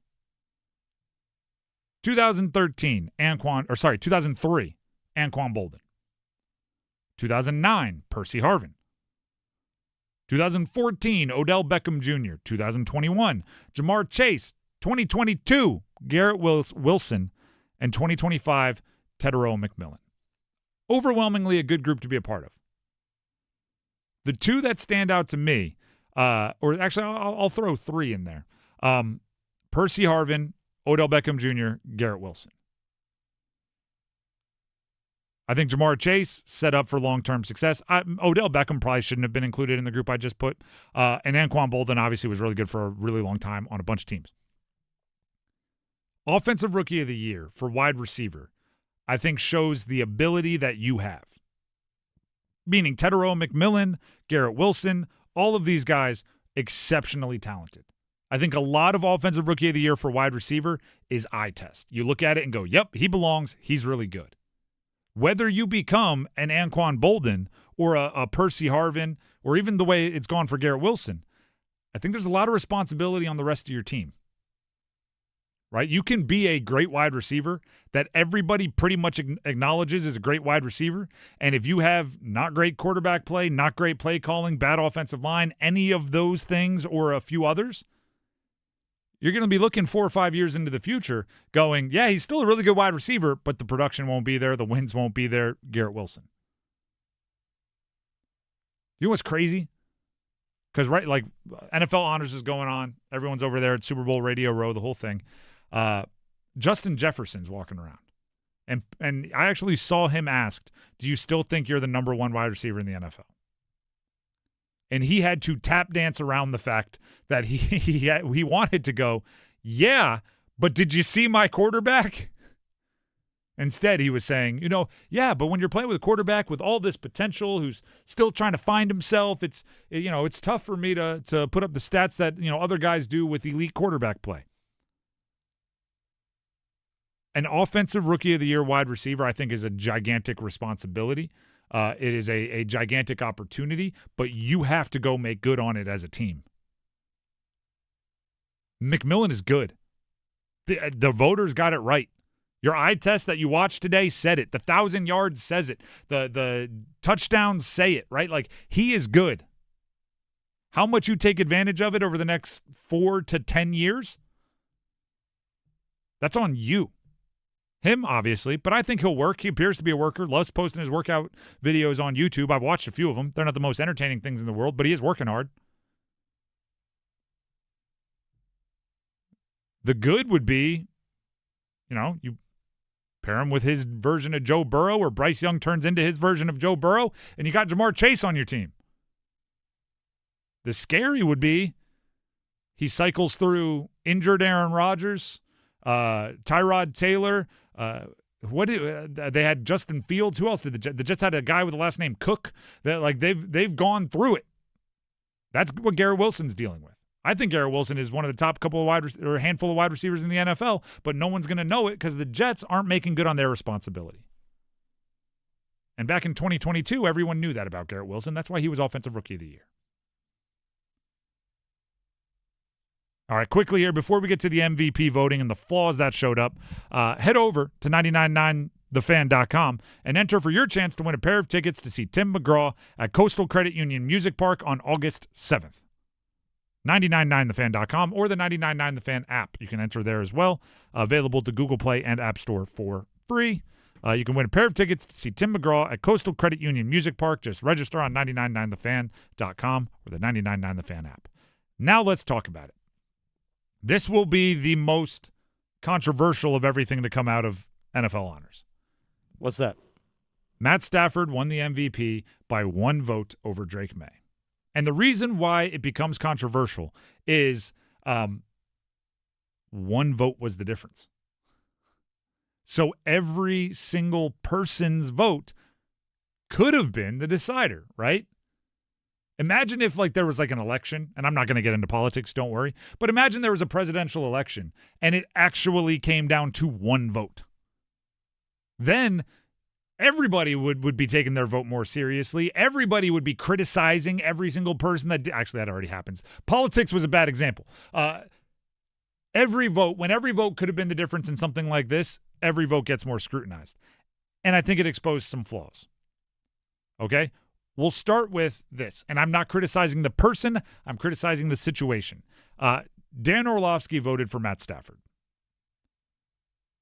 Matt Stafford won by 1 vote. Dan Orlovsky has a vote. He's from ESPN. I'm not even here to say Dan Orlovsky was wrong.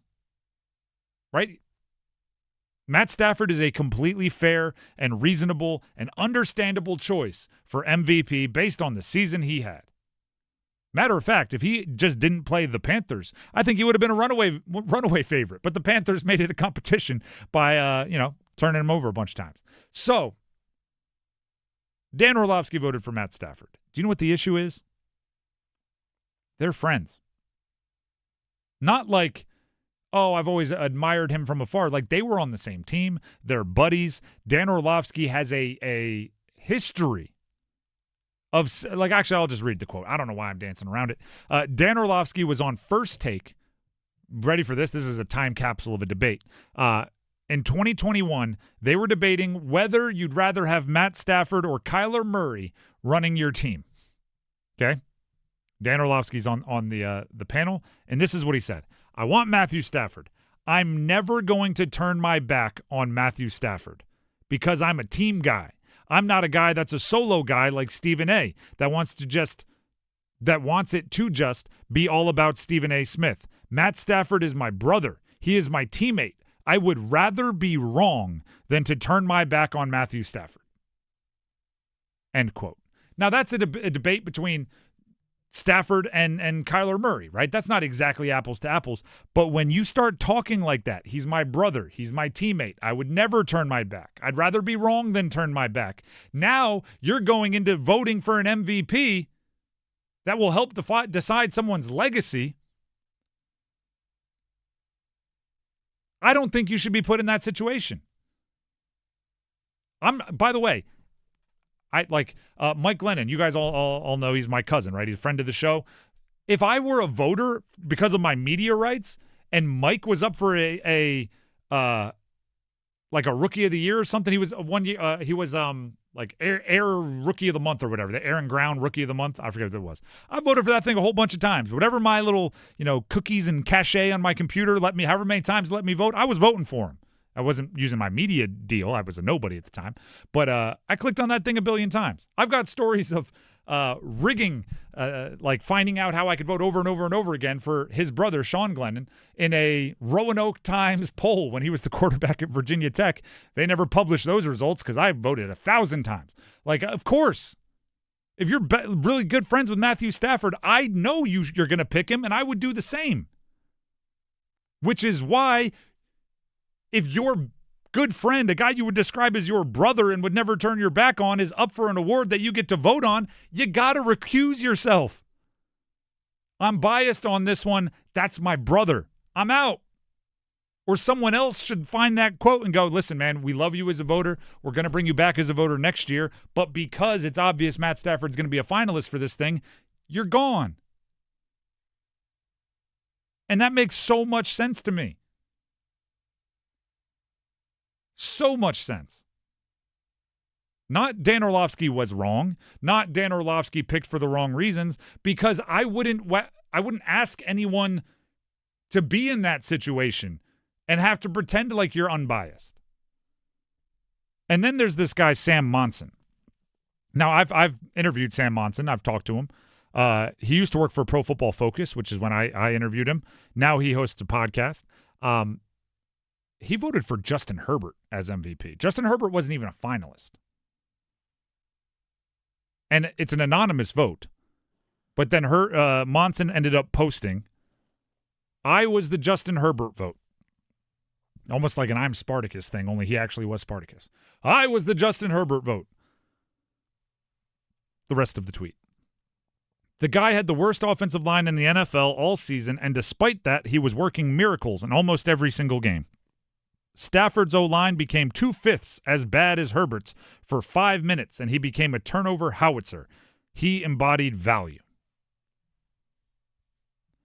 Now, there's a few ways to look at this.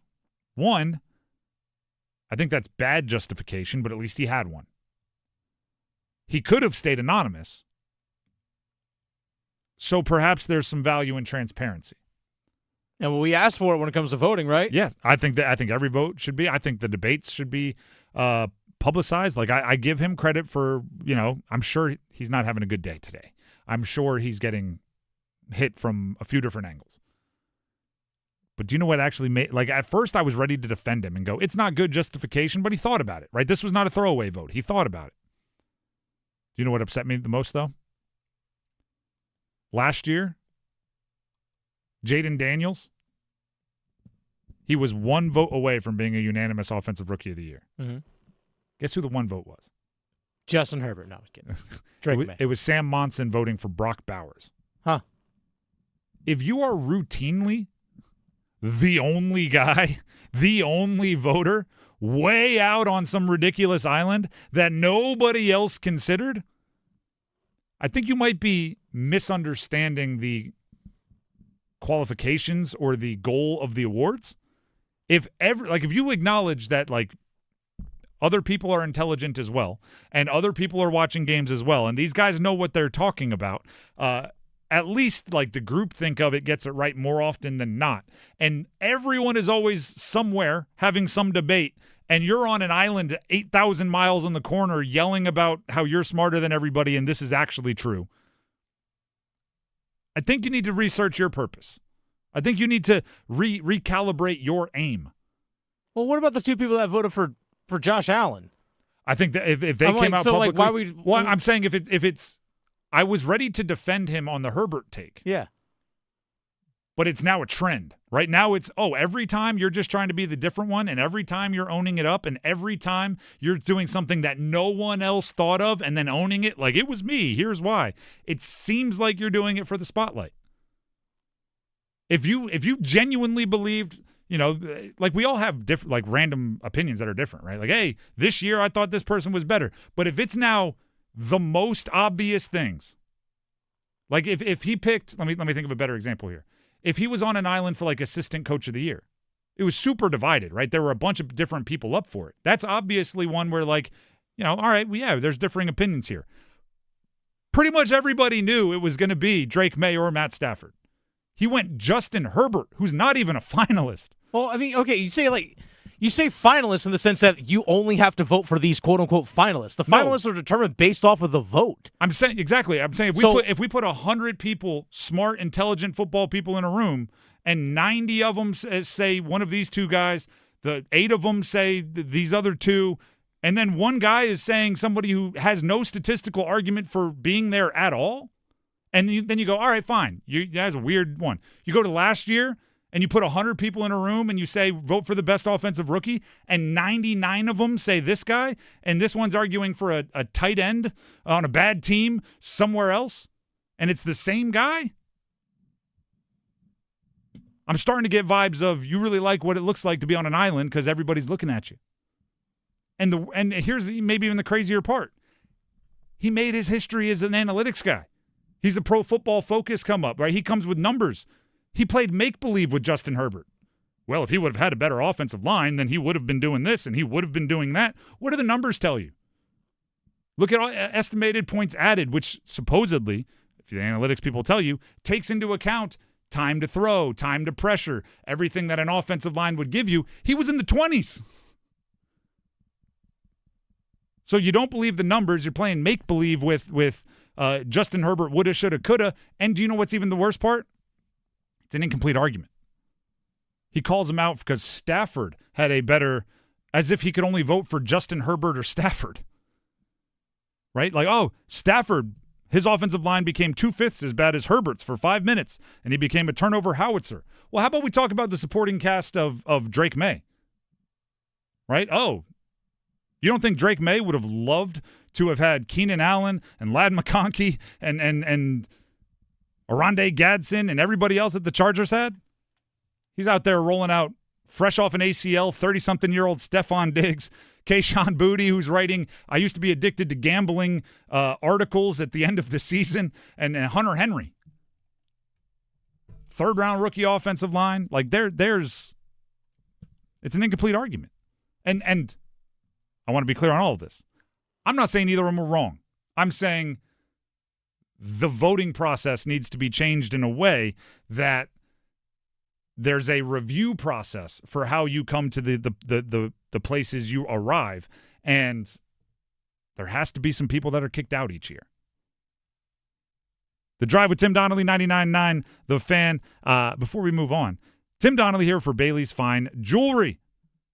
They're having a USA Hockey watch party, and get that, watch party means two things. Watch the game, cheer on the country, right? USA versus Latvia. This is February 12th at 3 o'clock out there at the Fox and Bailey Watch Shop, which is located inside Bailey's Fine Jewelry at their Village District location. So watch the game, cheer on the country, and it's a watch party. Try on watches, Omegas, pre-owned and vintage Rolex, Norcanes, Hamiltons, all of it. Check it out. Watch party means two things. It's all at Bailey's Fine Jewelry, February 12th. Make sure they know you heard about it from me, Tim, right here on 99.9 The Fan. We'll take a break, but first, caller number 10 at 919-860-5326 gets 5 randomly assigned boxes in Big Game Boxes with the Drive, which the numbers will be determined after the show today. The person with the box at the end containing the correct pair of numbers corresponding to the final score of the big game on Sunday, the one we've been talking about, you will win a signed football by Derek Brown. It is a really, really cool addition to your memorabilia case. So call in now. Caller number 10 gets 5 randomly assigned boxes. 919-860-5326. Call in now. We'll hit real, bold predictions coming up next. The world's best athletes in Italy are going for the gold, and 99.9 The Fan will help you follow them for all 16 days of the Winter Games. Starting this weekend, listen for all the action from across the Atlantic. Check in often for event finals from Italy and the updated medal count as the USA takes on the world. Updates from the Winter Games on 99.9 The Fan are presented by Wake Med. 5 seconds left in the game. Do you believe in miracles? Yes! Get as loud as you can for Monster Jam! The one and only Monster Jam. Packed with stunts, smiles, and jaw-dropping skills. See the world's best drivers tear up the dirt in your favorite Monster Jam trucks. Like Gravedigger, El Toro Loco, Sparkle Smash, and more. Only at Monster Jam. Coming to Lenovo Center, February 21st and February 22nd. Brought to you by BKT Tires. Visit monsterjam.com. Post Malone presents the Big Ass Stadium Tour returns for part 2 with special guests Jelly Roll and Carter Faith. 9-time Diamond Certified Phenomenon Post Malone. Live at Bank of America Stadium, Charlotte, June 9th. Presale for City Card members is available now at livenation.com. The Big Ass Stadium Tour Part 2. This time, it's even bigger. John Porcelain here for my friends at Buffalo Brothers. You know the big game is right around the corner, and it's time to start thinking about big game parties. Don't be that guy that doesn't get the best wings in town. So order your wings today from Buffalo Brothers. Come and get Buffalo Brothers Big Game Special. 2 large pizzas and 20 wings for just $50. That's food for the whole family at more than 20% off. But remember, order today as pickup times fill up fast. Buffalo Brothers. Oh man, now I want wings. Diabetes, high blood pressure, anxiety meds, everyone's on them. If you're a 50-year-old male, maybe a bit porky, and you may even have type 2 diabetes, $1 million of term insurance may only cost you about $200 a month. Call Term Provider. Speak with Big Lou at 800-444-9336. Big Lou will find a term life policy for you even if you have type 2 diabetes, are overweight, or have high blood pressure. Term Provider has helped thousands of people like you who think they can't afford term life insurance. To buy $1 million of affordable term life for you, all you need to do is call Big Lou at 800-444-9336. Lou will make sure the scales are tipped in your favor. Call 800-444-9336. Big Lou will answer your call and work to fit you into a term life policy that you can afford. Remember, Big Lou's like you. He's on meds too. Call 800-444-9336. 800-444-9336. This hour of The Drive is brought to you by Law Tigers. Injured in a motorcycle accident? Call 1-800-LAW-TIGERS before you call your insurance company. Case evaluations are always free, and you don't pay a dime until your case settles. Law Tigers, North Carolina's motorcycle lawyers.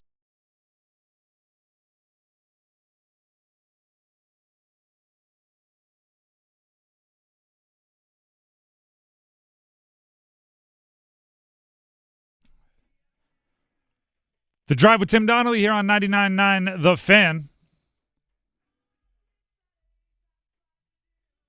It's time for us to get into one of our favorite games, one of my favorite games at least.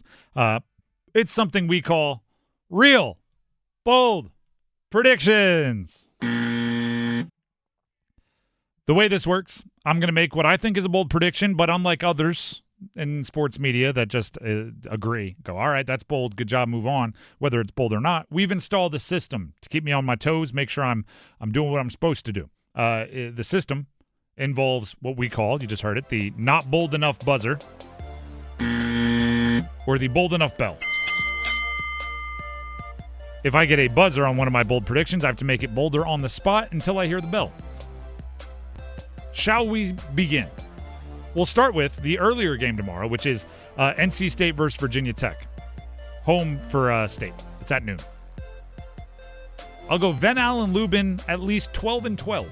12 points, 12 rebounds. At least 13 and 13. That's a lot of rebounds. All right, thank you. I had to plead my case there a little bit to the bell and the buzzer. I think it's an important game for State against Virginia Tech. We'll talk about it more later on. But I think it's a sneaky one that could catch them and ruin some of their momentum if they're not on their P's and Q's. Along those lines, we'll go Paul McNeil, 15 or more points. 17 or more? I mean, I know he did score 47 in one game. This guy's not like a 20 point per game scorer. 19 or more?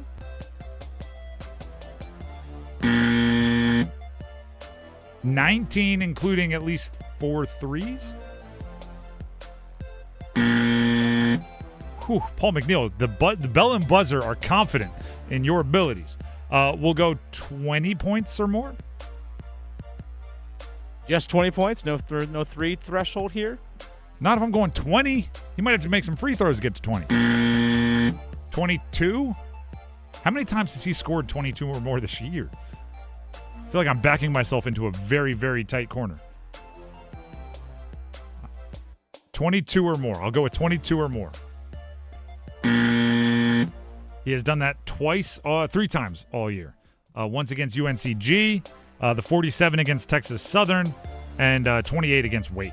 Last game he had 9. He had 28 the one before that. And 5 the one before that. Yep. I'll go 24 or more. It's creeping up there for you, Paul. Goodness. Make it happen. Make it happen, Paul. I do think it's fun for State to predict who's going to be that other scorer. They have pretty consistent, big 3 with Lubin, Copeland, and Williams. Who's that other one going to be? There are a bunch of different options. I'm going with McNeil. Next up, number 4, Duke at number 14, UNC. Caleb Wilson and Cam Boozer combine for 50 or more. Caleb Wilson, Cam Boozer combined for 50 or more? 50 or more. I don't think the game is going to be that high scoring. I don't either. I think a decent percentage of them are going to come from Cam Boozer. It would not surprise me if they're both like 18, 19. That wouldn't be. No, I actually think that's probably where the money says they would be. Yeah. But bold would be they're each 25, 26. Thus, 50 or more. Real bold predictions: Isaiah Evans and Henry Vasar combined for 6 or more threes. Those guys could each easily hit three-pointers easily. I don't know about easily. Oh, yeah. We know these guys can get. We know Isaiah Evans can hit 5 on his own. Correct. They could. Yeah. So that's not bold because we've seen him do it multiple times. I'm not going to pick things that are impossible. I never said impossible. They have to. Well, you said they could. We know they could. Yeah, because we've seen him do it. I'll go with 8 or more threes. I love how I'm I could see it being low scoring. These two guys are going to combine for 50. These guys are going to make 8 threes. Everybody's going to be filling up the stat sheet. All right, let's get some defense out there. How about Dame Sarr, 3 or more steals? All right. And Seth Trimble, 2 or more steals. 3. I don't know. I was trying to get one. You need more than 3? Yeah, he's going to be playing a lot more than Dame Sarr. 4 or more? We got to think about who they're going up against as well. Dame Sarr is going up against. Never mind. Super Bowl, quickly. Run out of time. Bold predictions. Drake May, anytime touchdown scorer. Runs, or catches. Really? Drake May, 3 or more total touchdowns, 1 of them running. All right. He'll throw for 2, run for 1. I can see that happening. Also, this might be the Super Bowl. I think Drake May catches 1. I think Mike Vrabel has a healthy amount of bleep it in his system right now, and he's gonna call his shot. Not only am I looking forward to Drake May catching a touchdown, I'm looking forward to Mike Vrabel's mic'd up. That'll come out next Wednesday after the game, and all the setup for it. All right, last one here for you. Jackson Smith-Njigba puts up a top 5 all-time receiving yards performance in the Super Bowl. Top 5 all time in regards to what? Just total receiving number of yards? Receiving yards. Okay. Do you know who is 5th right now in single game receiving Super Bowl yards? Is it Steve Smith? It is Xavier Worthy from last year. Oh, yeah, from last year. He's had those 2 big catches late. 157 yards for Xavier Worthy. That's where Jackson Smith-Njigba has to get for me to be right. Xavier Worthy just was not expecting it. And do you know who's 6th? Danny Amendola. There have been some strange Super Bowl performances. But Jackson Smith-Njigba was going to knock them all down one spot. That's it for Real Bold Predictions here on The Drive with Tim Donnelly on 99.9 The Fan. Before we move on, Tim Donnelly here for Maynard Service Company. I talked about it earlier. This is what you don't want to hear. It might make some of you uncomfortable, might give some 8th graders the giggles.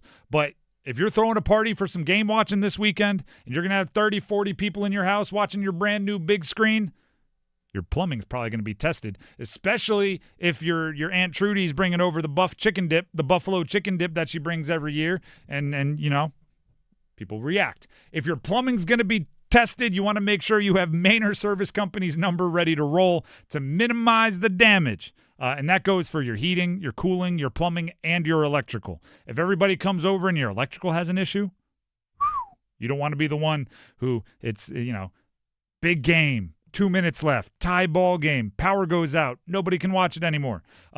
Heating, cooling, plumbing, electrical, whatever the situation, 24 hours a day, 7 days a week, all year, all across Wake County and 50 miles in any direction from Wake County. Keep this number handy. Mainer Service Company, 919-361-0993. That's 919-361-0993. Or visit them online at MainerServices.com. That's MAYNOR services.com. Up next here on The Drive, we do have one more Big Game Boxes contestant to register and the starting five coming up next. At First Carolina Bank, we pride ourselves on building relationships and doing the day-to-day things in banking extremely well. Experience the First Carolina way for yourself or your business today. Visit firstcarolinabank.com. First Carolina Bank, member FDIC. Evan, Canty, and Michelle are unsportsmanlike. It was a one-team market for Sam Darnold. The team that he won 14 games with last year didn't want him. The other teams around the National Football League, none of them really wanted him. Seattle paid him, but if you look at the structure of that contract, it really is a year-to-year proposition. And they were rewarded for taking a chance on Sam Darnold with him taking them to the Super Bowl. Mornings from 6 to 9 on 99.9 The Fan, the Triangle Sports Leader. Breaking news. Multiply the Cash scratch-offs are here and have $1 billion in total prizes. Mike's live on the scene. The word is out, and with so much cash up for grabs, everyone's getting in on this $1 billion. Grandma? Out of my way, Mikey. Granny's on a roll. You heard it here first, folks. Get in on $1 billion of wins with new Multiply the Cash from the North Carolina Education Lottery. Must be 18 to play. Approximate overall odds of winning are 1 in 3.01 to 4.82. Problem Gambling Helpline, 877-718-5543. It's bow time. A leg and thigh dinner from Bojangles for just $6.99. Leg and thigh dinner from Bojangles for just $6.99. So crispy. So crispy. And juicy. And juicy. So much flavor. So much. Stop it. What are you doing? What, you expect me to get this delicious deal and not say anything? You're unbelievable. You're unbelievable. With a boldly seasoned leg and thigh, choice of fixin', a biscuit, and legendary iced tea, it's a deal so good it's worth repeating. So eat and repeat while it lasts. It's bow time. It's bow time. Dine in, drive through, or tap your favorite delivery app and have Bojangles come to you. Satisfy your craving for flavor right now with Bojangles 2-piece dinner. 2 pieces of Bojangles dark meat chicken, your choice of fixin', a biscuit, and iced tea for just $6.99. That's right, just $6.99 for limited time at participating Bojangles. What are you waiting for? When you're hungry, it's always bow time. I know that hiring can be challenging. You need someone to match your role perfectly. Well, now you can meet them fast on ZipRecruiter. Build your team, build it sooner. Meet your match on ZipRecruiter. Just head to ZipRecruiter.com/free right now to try it for free. That's ZipRecruiter.com/free. Meet your match on ZipRecruiter. Try it free. Get in the zone, AutoZone. Rain on game day doesn't faze Dave. He's already got his poncho. Just needs to do something about those wipers. So Dave heads to AutoZone, Welcome to AutoZone. where a friendly AutoZoner helps him get premium quiet wipers and some hand warmers. You're all set. Now, if only his team can handle the elements as well as his new wipers. Get wipers, glass cleaner, and more with no hassles, just help at AutoZone. Get in the zone, AutoZone. I'm attorney Brian Ritchie. Big truck accidents can cause life-changing injuries, and life-changing injuries deserve life-changing money. I know big truck wrecks, and I know how to fight those big insurance companies. If you've been hurt by a big truck, contact us at ritchielaw.com. I'm on top of it. Broadcasting live from the Lenovo Studios. WCMC HD1 Holly Springs. 99.9 The Fan. The Triangle Sports Leader. I'm WRAL meteorologist Kat Campbell. Some showers are possible for your evening commute. They should remain fairly light, and those will clear out tonight. The clouds will as well, with a low of 27. Saturday highs only reach the mid to upper 30s and then fall throughout the day. Winds could gust up to 45 miles per hour. 5 o'clock check of your money. Dow Jones today at the closing bell up 1,207 points to 50,115. It's 5 o'clock. Time to serve up the biggest sports stories of the day. Here comes your starting five. The Drive with Tim Donnelly, 99.9 The Fan. It is time, as it always is at 5 o'clock, for the starting five. But let's throw a surprise at you, a little curveball. Let's get the final Big Game Boxes contestant right now on the phones. Caller number 10. Right now at 919-860-5326 will receive the final 5 randomly assigned boxes on our Squares pool called Big Game Boxes with the Drive. At the end of the big game on Sunday, the person whose name is in the box containing the correct numbers corresponding to the final score of the big game will win a signed football from the hands of Pro Bowl defensive tackle Derek Brown. Would be nice if he gets his hands on the ball a little bit more next year. But you can get your hands on the Derek Brown signed football if you call in now. 919-860-5326. Caller number 10 will receive 5 randomly assigned boxes in Big Game Boxes with the Drive. All right, call in now. Now let's get to the starting 5. As always, we start with number 5. Count them. 1, 2, 3, 4, 5. The Carolina Hurricanes won last night in shutout fashion on the road in Madison Square Garden against the Rangers. Brandon Bussi was in net. Andrei Svechnikov scored the opener, and I almost said Andre Stahl, although he's scoring a little bit more like Andre. Jordan Stahl scored the empty netter to make the final score 2-0. That is the final game they will be playing until after the Olympics. So the Olympic break is fully on now. For more insight, for more breakdown into that game, how it happened, and what it means, here is 2 Minutes of Gold with Adam Gold.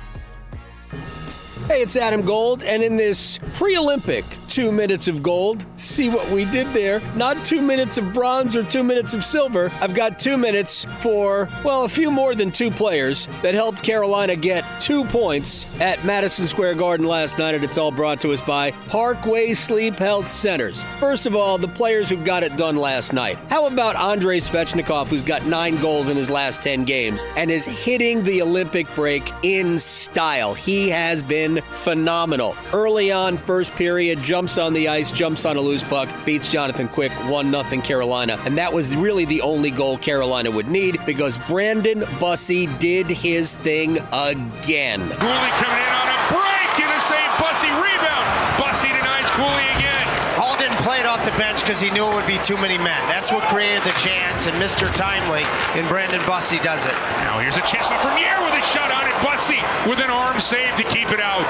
Well, he's moving one way. Did you see the way Bussi cupped that elbow on the short side? Third period, all you needed to know, 2 big spots as the Hurricanes were massaging the 1-goal lead. And then, because all he does is help you win, the captain in the right place at the right time. But how about crediting the play of Nick Ehlers, who makes the entire thing happen, first defensively, and then the persistence to get the puck out in front to Jordan Stahl, the empty net goal. His first empty netter this year for Jordan Stahl. Every goal has mattered. That one mattered too because it salted the game away. But the real story of yesterday, other than Brandon Bussi playing in front of almost his entire hometown at Madison Square Garden, was before the game learning that Seth Jarvis was called up to Team Canada as an injury replacement. Found out during my nap. I got a phone call. I didn't answer the first one because I was like, who's calling me right now? Picked up the second one, thankfully, and they broke the news to me. It was, I can't even explain it. It was incredible. Super honored. You can hear the emotion in his voice. It mattered so much to him, and I cannot wait to watch Jarvis play in the Olympics. That's going to be a fun tournament, but the real thing starts 3 weeks from yesterday as the Hurricanes start the pursuit of the Stanley Cup. Parkway Sleep Health Centers. Sound sleep, sound health, sound off for the bus and Seth Jarvis, who's going to Milano. Thank you very much to Adam Gold for 2 minutes of gold here on 99.9 The Fan. We have now qualified all of the Big Game Boxes contestants. Our behind-the-scenes crew will be working on putting together the full grid and assigning numbers, and that should be posted to our social media at some point shortly after the show. So if you are one of the 4 per day that we have registered this week, 20 total. Honor and math. I would have gotten there eventually. You would have. Saw the steam coming. It's Friday. It's after 5. Yeah. I mean, I might not have gotten there, and I would have been okay with it. If it were Tuesday at 3:30, I'm all over that. Friday, 5:07, maybe not. But still, that should be coming out a little bit later today. So pay attention to our social medias, 99.9 The Fan, to figure out which numbers you're rooting for. All right, let's get to number 4 here on the starting 5. 1, 2, 3, 4, all together. Well, first, thank you. Found out during my nap. I got a phone call. I didn't answer the first one because I was like, who's calling me right now? Picked up the second one, thankfully, and they broke the news to me. It was, I can't even explain it. It was incredible. Super honored. That's Seth Jarvis talking about getting the call that he is a part of Team Canada hockey. That's pretty cool. First of all, it's pretty cool that Seth Jarvis is like everybody else in our generation, and you see an unknown number, you're like, not picking that up the first time. How funny would it be if his phone said spam risk? Random Canadian number. He's going to Team Canada. Of course, the media asked him about having to cancel his Olympic break trips and/or trip that he had planned, and here's Seth Jarvis with the answer. What were your other plans? Going to Cabo. Obviously love warm weather, but this is a absolutely great reason not to go. Have you ever been to Italy? No, first time. So it'll be fun to get over there, and especially in a situation like this, it's incredible. You remember where you were for Crosby's golden goal? I was at a friend's birthday party in Winnipeg, so I vividly remember that and running around his basement like I was 12, no, 8-year-old does. That's why it's cool. Do you know what's even like? Do you know how I know it means a ton to Seth Jarvis? Super serious coach speak answers there. I was going to Cabo. I love warm weather, but obviously this is a great reason to not go.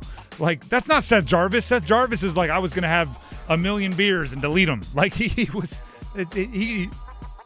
Team Canada means something to him, and I think that's really cool, right? I think it's cool to see top-level professional athletes. You just remember that they care about this stuff, right? It's not just his job. He wants to go out there. He wants to play with Crosby. He wants to do the whole thing. He wants to represent his country. From a Canes perspective, I think this is great. I think similar to it happens in basketball. Sometimes it happens with all-star games, although, one, couple of nights doesn't really have the same impact anymore. But I think so often a player goes to one of these things and they come back having leveled up, whether it's from the comparison, right, at practice going around going, I'm as good as him. I'm better than him. I could beat this goalie. And when you're playing on like these all-star teams, just that kind of raises your level of confidence and you show back up ready to roll. And then also getting into the games and experience. Obviously, Carolina wants as much, win or go home, win or be eliminated experience as they possibly can have on their roster. And this is an opportunity for not only him, but, Aho with Finland, Slavin with Team USA, and on. The Danes, Ehlers and Anderson, they're just a ton of super high pressure, high leverage, high impact experience. I think it's going to be great. Tonight, as far as the Olympics go, opening ceremonies. Get to walk around in funny outfits and hear your name announced as you walk into the arena. I I saw this comparison, and I don't know why, but I found it very funny. Summer Olympics, I bet you I can run faster than you. I bet you I can jump faster than you. I bet you I can swim faster than you. Winter Olympics, what if we strap ourselves to blades and throw us down ice death ramps? It's crazy what they do in the Winter Olympics. Like the luge and the bobsled and everything, they're flying. They have just blades, ice, and fear and winners. That's all you got. Just adrenaline. It's just all crazy. The skeleton, by the way, is probably the most wild one, where it's just, you know what? I'm going to go face first down on this sled down a track of ice. How close can I get my face to just ice going 100 miles an hour? Can we get closer? When I lay on my back, it's too far away. I don't know the ice is there. But even the skiing, the snowboarding, it's like, I don't know, can I get 30 feet in the air above... Oh, you want to get above a pit? No. What about grass or dirt? Something that'll be a little soft when you land. No, sharp, rock-solid ice, please. It's ridiculous. I've gone down a bobsled before. I imagine terrifying? No, it was actually a blast. So it was in Lake Placid, New York. With someone that knew what they were doing? Yes, that was the thing. So I was in Lake Placid, New York. There's a big lacrosse tournament up there every summer. Mm-hmm. And I think it was 2010 I was up there. And they actually, in the summertime at the Olympic training areas and stuff in Lake Placid in New York, they actually have with the bobsled, they basically just put it on wheels. So you go down the track, not the entire thing. Yeah. So they have two professionals, like one person in the front that's kind of steering and the person in the back that's working the brake, and the guy in the back's like, I ain't pulling this brake. So have fun. And it was me and three guys I was playing lacrosse with. It's like, are you're gonna sit there and tell your kids you didn't go down on a bobsled? I was like, yeah, I'm gonna go and pay for this. So we went down, and it was an absolute blast. They go so fast. I was gonna say, it sounds like a lot of fun. It also strikes me as one of those things where, it's like you realize they're like, you're like, that was crazy, that was so fast, and they go, yeah, you went 30% as fast as they do during the real thing. Yeah. It's like, you only went down like half the track. Yeah. I was like, what? Yeah, exactly. It's like, they're lunatics. I got you. They're crazy. It's just the difference between the winter and summer is funny to me. Winter, summer, it's, hey, you want to play basketball? Sure. Winter, you want to ski for a couple miles and shoot guns? All right, yeah, sold. It's so different. What number was that? 4. Let's get to number 3.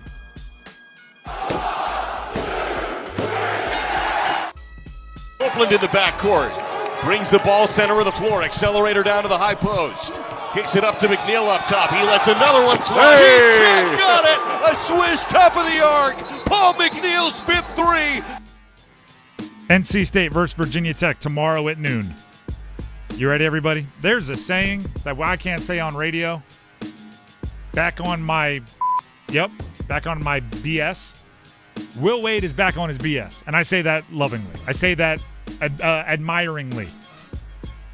Corey Smith of Pack Power quoted Wade. Pack Pride, sorry. Quoted Wade. I live in reality. This is Will Wade's quote. I live in reality, and reality is, if 24 doesn't goaltend Matt Abel's shot, we lose. If Copeland doesn't bank that 3 in, we lose. He's talking about their SMU game. If we execute as poorly as we do at the end of the first half, we're going to lose a lot of games. And we beat Syracuse by 11 in the 6-minute game. One of our team goals is to be the best plus-minus in a 6-minute game in the country. That's the last 6 minutes each half. Well, we lost 19-8 in the 6-minute game at SMU. If we do that, we're losing, with every other team left on our schedule. So that's not good enough. End quote. He's trying to keep their edge. I told you, everything he does is complicated. Everything he does is calculated. Dennis, you know what's my favorite part about this? When you start with the phrase, I live in reality, and then proceed to play a full paragraph of make-believe about if things didn't happen the way they happened in reality. I live in reality. If all of these things didn't happen, who knows? We could have lost. I thought you lived in reality. In reality, you won by 1. You did get the goaltend. You did make the shot. You did all of that. That's reality. But when you say, I live in reality, and then talk as if everything else you say is fact, it's a good argument. People have been using it a lot recently.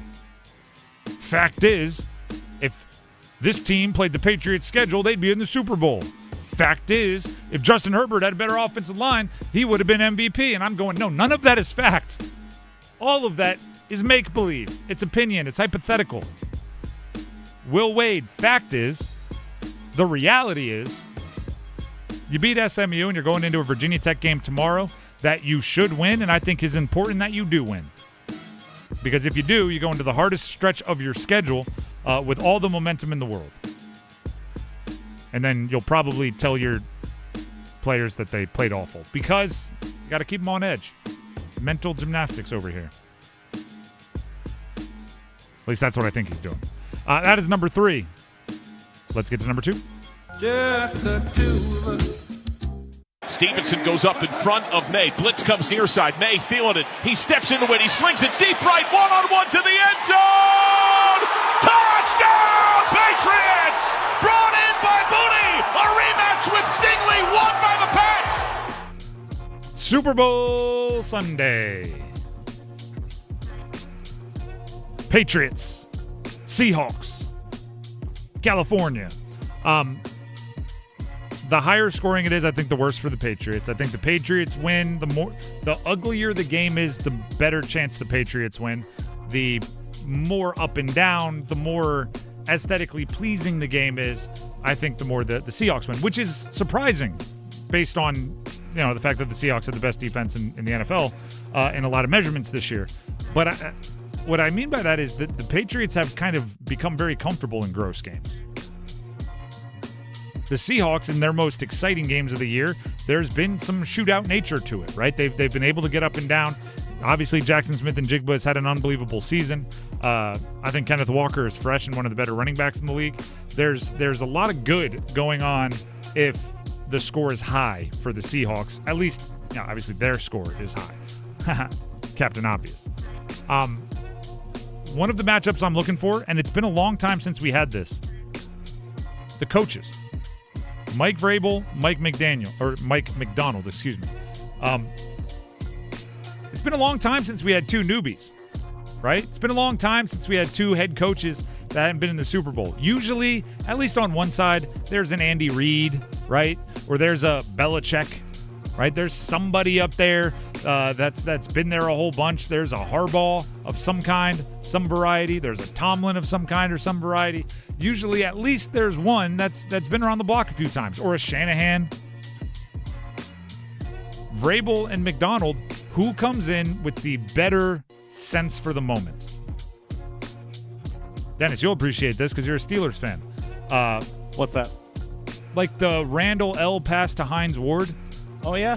Those types of play calls, you got to have such a feel for the game. And it does seem like they happen in the Super Bowl quite often, right? Jawan Jennings throwing it. Joe Mixon throwing it. Even if it's not that. Sean Payton, surprise onside. Any of those kinds of decisions. I'm not sure you have the feel for it your first Super Bowl. I think the more you've been to, the better you get at it. The more you feel for it, the less precious you are. But I guess it could have been a bold prediction. I think Vrabel goes for 1. I don't know what it is yet. I think, Drake May might catch a touchdown. Maybe a fake punt of some kind. I don't know if their punter has wheels.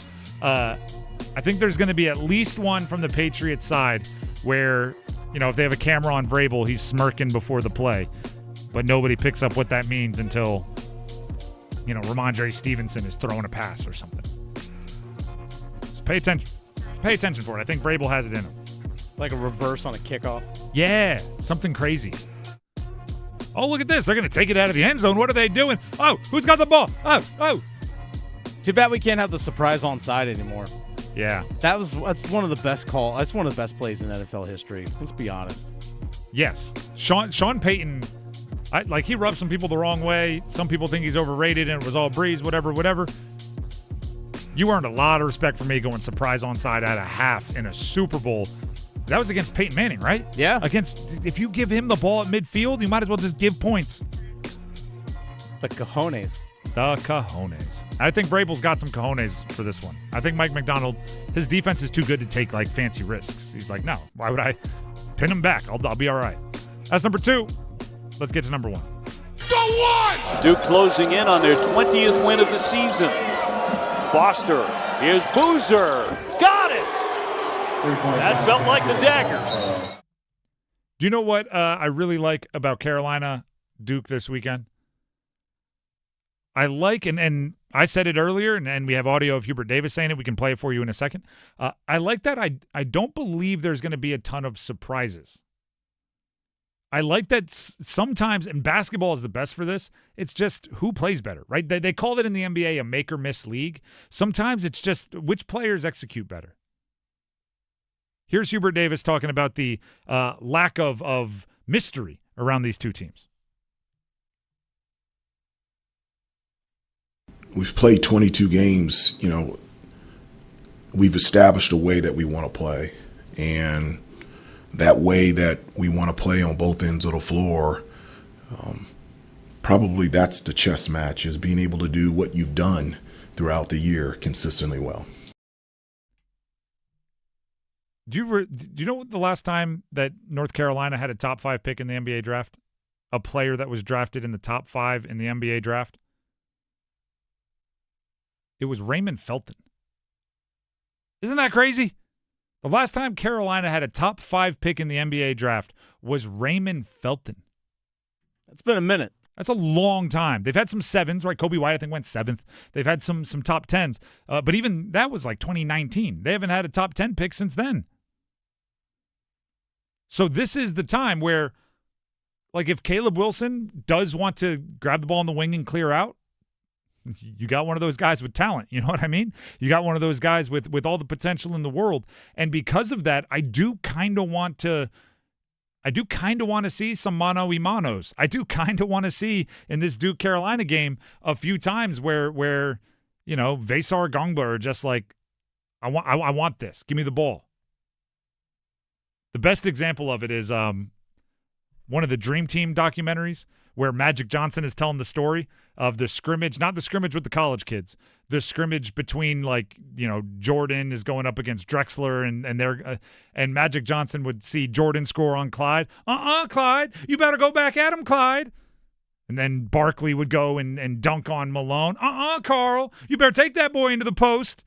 Right? Magic Johnson's telling the whole thing. I'm just passing it. He. Like, I want that kind of vibe for Duke Carolina. I want Seth Trimble to score on Dame Sarr, and I want Caden Boozer coming down going, Dame, you better take him into the post. You're 6'8", he's 6'3", Dame, here you go.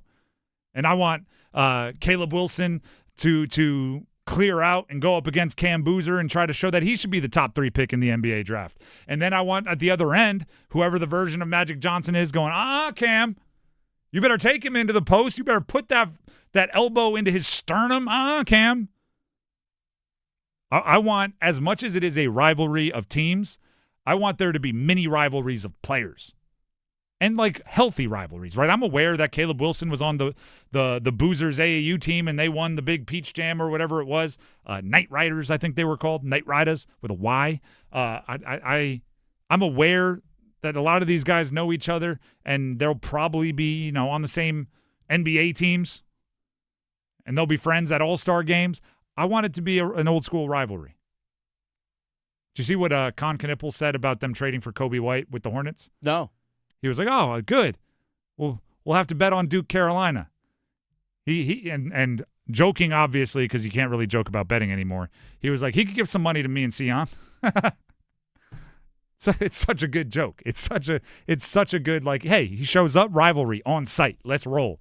What's best for the Hornets and rivalry. That's just how it goes. You can be friends, you can joke about it, but those blue colors, they don't mix. It should be a really fun one. We'll make our picks here later in the show as far as who we think is going to win and how it's going to go. But I hope we get some good individual back and forths. I hope it's not, even though I think it's good strategy for one particular team, I hope it's not good players get in foul trouble and that decides it or something like that. I hope it's a make or miss league and somebody's making shots and that's the difference. Boom. The Drive with Tim Donnelly, 99.9 The Fan. We do have the numbers game coming up. So why don't we go ahead and grab some numbers game contestants? maybe a personal rivalry between these two numbers game contestants, because one of them is going to walk away with a 4-pack of tickets to see Monster Jam at the Lenovo Center on February 21st, and one of them is going to go empty-handed. That's enough for a rivalry right there. Call in now if you want to play the numbers game, 919-860-5326. That's 919-860-5326 to play the numbers game and maybe win some Monster Jam tickets, a 4-pack. Stick around. Numbers game next. Do you have trouble getting in and out of the bathtub? Are you afraid you'll slip and fall entering or exiting a tub? SafeStep walk-in tubs can transform your bathtub from an area of concern to a calming refuge. Call them today at 1-800-731-4558 and save $1,600. SafeStep walk-in tubs and showers are proudly made in Tennessee and offer an ultra-low step-in, avoiding that difficult climb over a traditional bathtub wall. They also offer a variety of therapeutic benefits that may help soothe your aching muscles and joints, increasing your mobility, boosting your energy, and improving your sleep. SafeStep walk-in tubs are designed to easily fit your existing tub space and are often installed in as little as 1 day. Just dial 1-800-731-4558 today to save $1,600 and receive a free shower package. That's 1-800-731-4558 for a free no-obligation consultation and to save $1,600. SafeStep walk-in tubs. Safety never felt so good. The world's best athletes in Italy are going for the gold, and 99.9 The Fan will help you follow them for all 16 days of the Winter Games. Starting this weekend, listen for all the action from across the Atlantic. Check in often for event finals from Italy and the updated medal count as the USA takes on the world. Updates from the Winter Games on 99.9 The Fan are presented by Wake Med. 5 seconds left in the game. Do you believe in miracles? Yes! Unbelievable. Hey, it's Adam Gold from my friends at FanDuel, America's #1 sports book. Super Bowl 60, just a couple of days away. This is the final football Friday of the season, and as we have said all week, last call for football and a daily profit boost every single day leading up to the big game. Today's 30% boost, first quarter markets. Hey, you may not be able to watch the whole Super Bowl. Who are we kidding? You're watching all of it because you want to see the commercials. So today's 30% profit boost, first quarter markets, receiving yards, passing yards, rushing yards. There you go. All you got to do is opt in each day, place an eligible bet to use that day's profit boost. Play your game with FanDuel, official sportsbook partner of Super Bowl 60. 21 and over and present in North Carolina. Opt-in required. Bonuses issued as non-withdrawable profit boost tokens. Restrictions apply, including any token expiration and maximum wager amount. See terms at sportsbook.fanduel.com. Gambling problem? Call 877-718-5543 or visit morethanagame.nc.gov. John Forsland here for my friends at Buffalo Brothers. You know the big game is right around the corner, and it's time to start thinking about big game parties. Don't be that guy that doesn't get the best wings in town. So order your wings today from Buffalo Brothers. Come and get Buffalo Brothers Big Game Special. 2 large pizzas and 20 wings for just $50. That's food for the whole family at more than 20% off. But remember, order today as pickup times fill up fast. Buffalo Brothers. Aw, man, now I want wings. It is Heart Health Month, and I am here with Bethany Usowitz from Wake Med Cardiac Rehab, exercise physiologist. Bethany, let's start with the who's. Who needs cardiac rehab, and how quickly should they begin after a cardiac event? Heart disease is the #1 killer in America. So I'd like to say everyone, but it's mostly folks who have gone through a cardiac event like a heart attack or people who had heart surgery. It could be a valve, it could be angioplasty or a stent placed, really to help prevent heart disease from progressing. Now, when you say everyone, is this something you should look into even before a cardiac event? Good question. There's not a ton of research around what you may call prehab, so like preventative in these items, but that's just anyone can exercise and learn to do these things. Rehab is really post-surgery, and that's where the research lies, and it helps those patients prevent another event or another surgery. To learn more about Wake Med Cardiac Rehab, visit wakemed.org.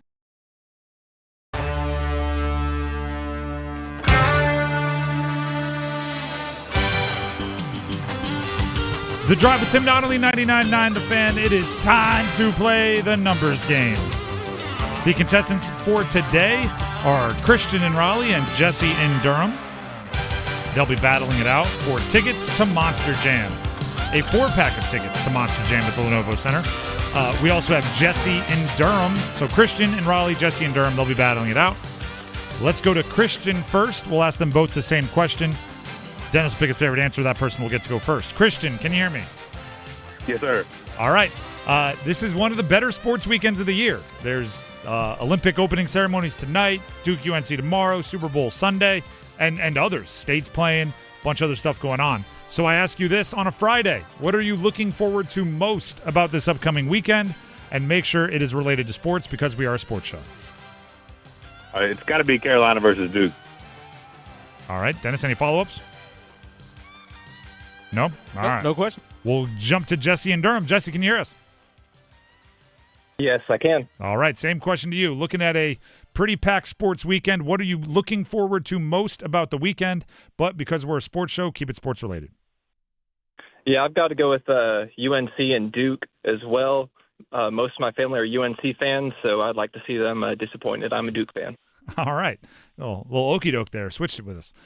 Dennis, which one are you rolling with? Christian, who says Carolina Duke, or Jesse, who says Carolina Duke because he has family he wants to disappoint? I love Jesse keeping it personal. I respect it. I love the pettiness. I'm all for petty. But when you give the same answer as the person before you, I got to go with the person that's before you. So I got to go Christian and Raleigh in this one. It's been a long time since we had somebody double up like that. You know, I think our listeners have wised up to it. They've caught your groove there. Yeah. Jesse couldn't help but land a jab on the fam, though. Hey, you know what? And again, I respect it. He was willing to take that one for the team. All right, so Christian will get to go first. Jesse, don't worry, you'll have your chance. Just have to sit on hold. Christian, are you ready to pick a category? Yep, I'm ready. All right, the categories are NFL players, Panthers throughout history. NFL players, Patriots throughout history. NBA players, no jersey numbers higher than 30. So they're all lower than 30. Kind of helps your chances there. Or NHL Hurricanes throughout history. I'll go NBA players. All right, NBA players, no jerseys higher than number 30.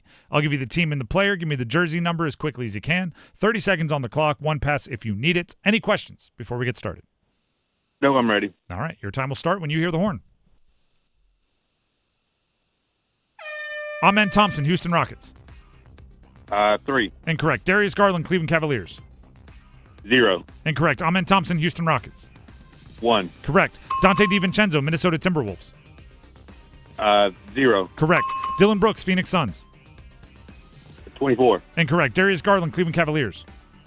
3. Incorrect. Dylan Brooks, Phoenix Suns. 3. Correct. Peyton Pritchard, Boston Celtics. 11. Correct. Darius Garland, Cleveland Cavaliers. 5. Incorrect. And you were wrong after the buzzer, so you don't have to regret just barely missing a perfect score. But you did get 4. Congratulations, 4. It's a solid number. Stay on the line. We'll see if it holds up. For those of you playing at home, Garland with the Cavs wears number 10. 10 is what we were looking for. Good thing you got Dante DiVincenzo, Minnesota Timberwolves quickly, because if I had to say that too many times, that's just eating up time. That's a lot of syllables. Dante DiVincenzo, Minnesota Timberwolves. It's a lot going on there. Let's jump to Jesse. Jesse, can you hear us? Yes, I can. All right. The categories remaining for you to choose from are NFL Panthers throughout history, NFL Patriots throughout history, or NHL Hurricanes throughout history. Let's go with the Hurricanes. All right. I will give you the team and the player. Give me the jersey number as quickly as you can. I will say the team in this category, just to keep it fair timing-wise with the other categories. You'll have 30 seconds on the clock, one pass if you need it. You need all 5 for the win. Do you have any questions before we get started? No, let's do it. All right, perfect. Your time will start when you hear the horn. Jalen Chatfield, Carolina Hurricanes. 5. Correct. Dmitry Orlov, Carolina Hurricanes. 9. Incorrect. Yaniv Peretz, Carolina Hurricanes. 31. Incorrect. Dmitry Orlov, Carolina Hurricanes. 7. Correct. Paul Coffey, Carolina Hurricanes. 12. Incorrect. Yaniv Peretz, Carolina Hurricanes. 27. Incorrect. Paul Coffey, Carolina Hurricanes. 3. Incorrect. Yaniv Peretz, Carolina Hurricanes. Pass. John Graham, Carolina Hurricanes.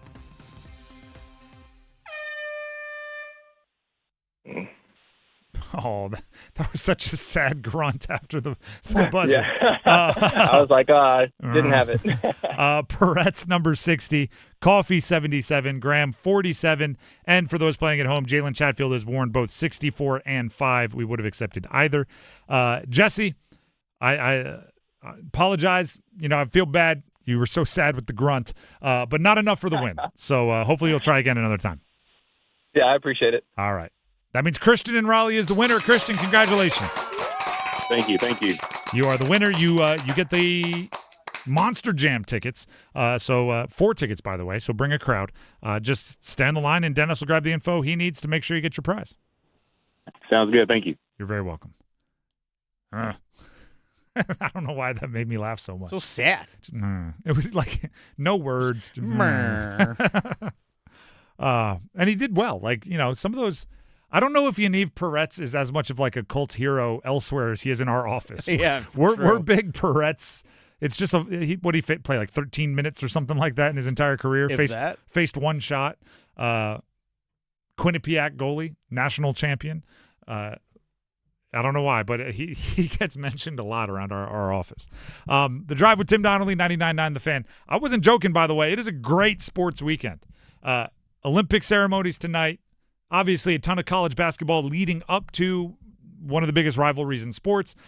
Carolina hosting Duke at 6:30. Then Sunday is all about the Super Bowl. It is a great sports weekend. And for those of you that were one of the 20 callers that were able to be caller number 10 at some point this week in big game boxes with the Drive, I'm holding it up here. We did that's probably really hard for you to see. I'm holding up the grids, the squares for the squares pool, big game boxes with the Drive. The numbers have been assigned. Again, on YouTube, you probably can't see it because of the lighting. Maybe that might be a little bit better. But you can definitely run to all of our social medias, Twitter, Twitter, Facebook, Instagram. It has been posted, so you know what numbers you're gunning for, what numbers you're hoping for. At the end of the game, the last digit of the score for each team will decide which corresponding box, and thus which of our listeners who have been assigned 5 random squares, which will win the signed football from Derek Brown. It's a really cool prize. Looking at some of the good numbers here, we got Clark, 3 for New England, 7 for Seattle. The ones you want. What is it? With like an 8 and 4, I always think of, 28, 24. That would be if New England has the 4. Clark again. Clark's got some good numbers. I didn't even mean to do that. What do we want? 0 and 7. 0 and 7. Sal, New England 7, Seattle 0. There's some good options there. I'm in a squares pool and got absolutely awful numbers. We did it here around the office. So, if you're rooting for safeties and things, that's what I'm rooting for. That's not even a joke. Coming up after this show, just so you know, about 20 minutes from now, it's the 5 W's, Wolfpack Weekly with Will Wade, 6 p.m. Wolfpack Weekly with Will Wade. Talking all about the NC State win over SMU, obviously. They play tomorrow hosting Virginia Tech. You can hear insight into that one. And then at 8 o'clock tonight here on 99.9 The Fan, we just have a top 25 matchup with some of the most famous coaches in college basketball. Number 3, UConn at number 22, St. John. So you got Danny Hurley, you got Rick Pitino, you got some characters on the sideline, and 2 of the best teams in the country, 2 of the best 25 teams in the country. That's at 8 p.m. right here on 99.9 The Fan. And I should mention both Wolfpack Weekly with Will Wade, that game, and all of our programming can also be heard on the 99.9 The Fan app. Google Play Store, App Store. It's free. It's available for your phone. If you don't mind, and this would be a personal favor, 5-star ratings, positive reviews, all that sort of stuff helps with algorithms and everything. We're just trying to, build our community and get our content out there as much as we can. We put a lot of work into it, and we'd love it if you could pass it around. So, go to YouTube, 99.9 The Fan, find a video you like, send it to the group chat. Right? Tell them to subscribe. If each one of us grabs a few more, brings them on into our community here, supporting local teams, debating everything about the local teams, it'll just continue to grow, and it'll be a cool deal. So there you go. That's it for my personal favors portion of the show. And the reason why I got to put a brakes on that is because it's one of the best sports weekends of the year. It's one of the best point-blank sports weekends of the year. A varied but super exciting headliner tonight, tomorrow, and the next night. So buckle up, because we have to make our picks and send you off into one of the best weekends of the year the right way. So prepare for picks, and prepare even before that to hear from Dennis Cox. That's right. Dennis Cox here real quick for my good friends over at Law Tiger. Speaking of winning, A lot of people get a chance to win if they enter to win a custom Canes Ducati motorcycle through caniacsbike.com. That's right, I said a custom Caniacs Ducati motorcycle, because the Law Tigers are once again teaming up with your Carolina Hurricanes to give one lucky Caniac a custom Canes Ducati motorcycle courtesy of Art Moto Garage and Shiny Side Paint. It's the way to enter. Just go to caniacsbike.com. By the way, Art Moto Garage, located right here in Raleigh, as is Shiny Side Paint. Swing by Art Moto Garage. It's located right there on Lake Wheeler. And go see the bike for yourself. I actually swung by Art Moto Garage yesterday just to take a look at it myself. Oh, this thing's a beauty. Let me tell you, it is an absolutely gorgeous, gorgeous motorcycle. I can't win it, but you can. I can't own this. You can if you just go to caniacsbike.com. It literally takes you a minute. You fill out the information, enter for your chance to win. Bike will be given away live on the ice April 4th at the game, and it includes tickets to a catered suite. That's pretty cool. caniacsbike.com. Enter for your chance to win. Law Tigers is a network of independent law firms who are members of the American Association of Motorcycle Injury Lawyers. Law Tigers is not a law firm. The Drive with Tim Donnelly, 99.9 The Fan. We'll be back to make our picks right after this. Stick around. Hey, folks, Dennis Cox here for my friends over at Law Tigers. One thing. Adam. I'm Adam Gold, and I'm there. Tim. I'm Tim Donnelly, and I'm there. Dennis. I'm Dennis Cox, and I'm there. Victoria. I'm Victoria Bodenecker, and I'm there. Paul. I'm Paul Eihander, and I'm there too. You'll find them all here on the brand new 99.9 The Fan app. To work, to school, the beach, the mountains, the arena, take The Fan with you wherever you go. Available for Apple iPhone and Android phones. Download the 99.9 The Fan app today. Powered by Aspire Money Management. Soundstation and Security, your automotive and audio experts. Car audio, car video, home theater, wheels and tires, and so much more. Plus, did you know Soundstation and Security offers full service for your vehicle? Alignments, inspection, oil changes, window tinting, and custom exhaust. And with a variety of financing options, Soundstation and Security can help you get what you need today. 2 locations, downtown Smithfield and on Glenwood Avenue in Raleigh. Soundstation and Security. Visit myhotsound.com. Hey guys, Valentine's Day is right around the corner. Bailey's Fine Jewelry makes it easy for you to find the perfect gift for the one you love. Bailey's has something for everyone and every budget. They have a huge selection of jewelry and gifts, highly sought after pieces from David Yurman, Ippolita, Lagos, and Bailey's collections, as well as an impressive array of diamond jewelry. Visit Bailey's in Raleigh, Cary, Rocky Mount, Greenville, and Charlotte, or at baileybox.com. Hello, I'm John Heister for the Heister Automotive Group.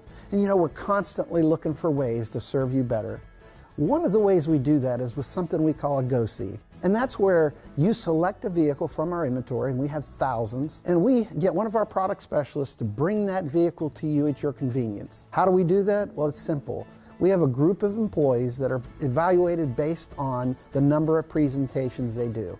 They're glad to do it. So it's just one more way we get off our keister and bring Heister to you.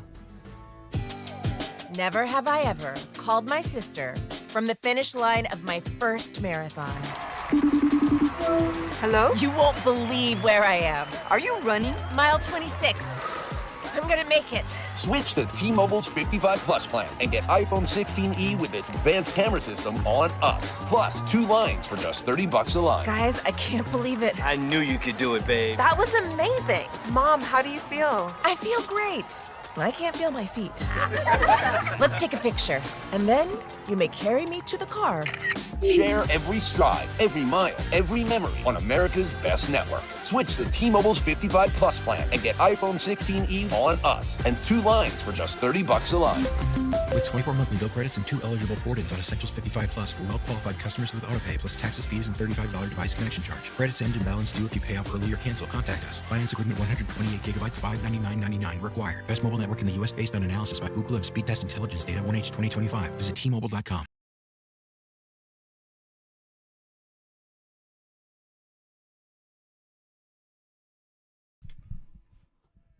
The Drive with Tim Donnelly, 99.9 The Fan.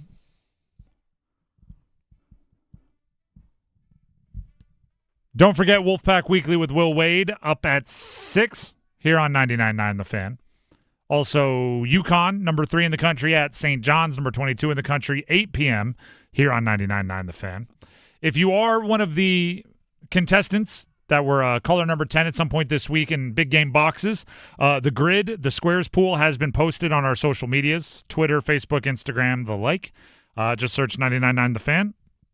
Follow if you aren't already, and you can find out which numbers you're rooting for. All right, I think that's the housekeeping portion. Now let's get to the fun portion where we make some predictions. We send you off into the weekend the right way, making some picks. All right, let's keep it local to start. College basketball. Let's go NC State. Speaking of NC State, Wolfpack Weekly coming up here in less than 15 minutes. NC State at home tomorrow against Virginia Tech. NC State is favored in this one. Let me actually go ahead and give you an updated line here for tomorrow. We have an updated line tomorrow. NC State, you're looking at a point spread of 9.5 points. The spread in favor of NC State. 9.5 point favorites at home. That is a bunch. Which isn't necessarily, like, I see why. I don't want to sit here and act like they are, unbelievably like, oh, there's no way they're better than Virginia Tech. It's almost right in line with the matchup predictor. Matchup predictor has them, it's ESPN's equation, algorithm, whatever you want to call it, has them at 86.6% and a minus 600 money line, which is what State is the implied probability is like 85 and change. So it's kind of right there. I think State wins. I don't think they cover. I think they. Oh, really? I think they're ahead by more than that. Sometime in the second half, maybe late, but maybe they haven't quite learned their lesson on slamming the door. So up by 12-15, and have you heard this story before? It ends closer than that. That little backdoor cover. Little backdoor cover. Not quite as bad of a late collapse as they had against SMU, where it becomes like down to the wire, but. Yeah, you're ahead by 14. You win by 7, something like that, which is, like you said, a backdoor cover. A game that we actually have on 99.9 The Fan tonight, 8 o'clock. UConn at St. John's, a little Big East basketball, another top 25 matchup. So all you Ian Jackson fans, you can listen to St. John's tonight if you want to. UConn on the road at St. John's. UConn 1.5 point favorites. By the way, they're third in the country, 22-1 in the year. Yeah, if you don't know that, it's because you haven't listened to anything Dan Hurley has said recently. He'll tell you. Here's the way I look at it. I think UConn's the better team. However, you hear me say something quite often in gambling world. I love a home dog. You're going to give me points, and you're going to let me play at home? Give me St. John to cover at least. I'll take the 1.5 if you're going to give it to me. Protect you against some buzzer beaters and things, free throws at the end. But if you make me choose, I'll take St. John on the money line. I think Rick Pitino is still kind of, that Dan Hurley class, the Dan Hurley generation of coaches. Rick Pitino he's still got a few tricks up the old sleeve for him. So give me St. John. All right. Tomorrow night, 7:30. Let's go to the NBA real quick. You're skipping over the. Oh no, we're gonna get to that. Don't you worry, we're gonna get to that. Tomorrow night, 7:30 in Atlanta. The Charlotte Hornets. That's right, the Hornets, winners of 8 straight on the road, taking on the Hawks. I have to be real. I-85 battle. I have to be real on this one. I know the Charlotte Hornets are playing lights out. All I know is Johnson, the guy from Duke that was only there for like half a year. Yeah. Jalen Johnson is lighting it up for Atlanta. Mm-hmm.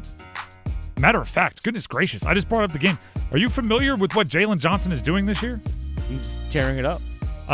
The leader in points for Charlotte is Brandon Miller. The leading in rebounds for Charlotte is Diabate. The leading assist for Charlotte is LaMelo Ball.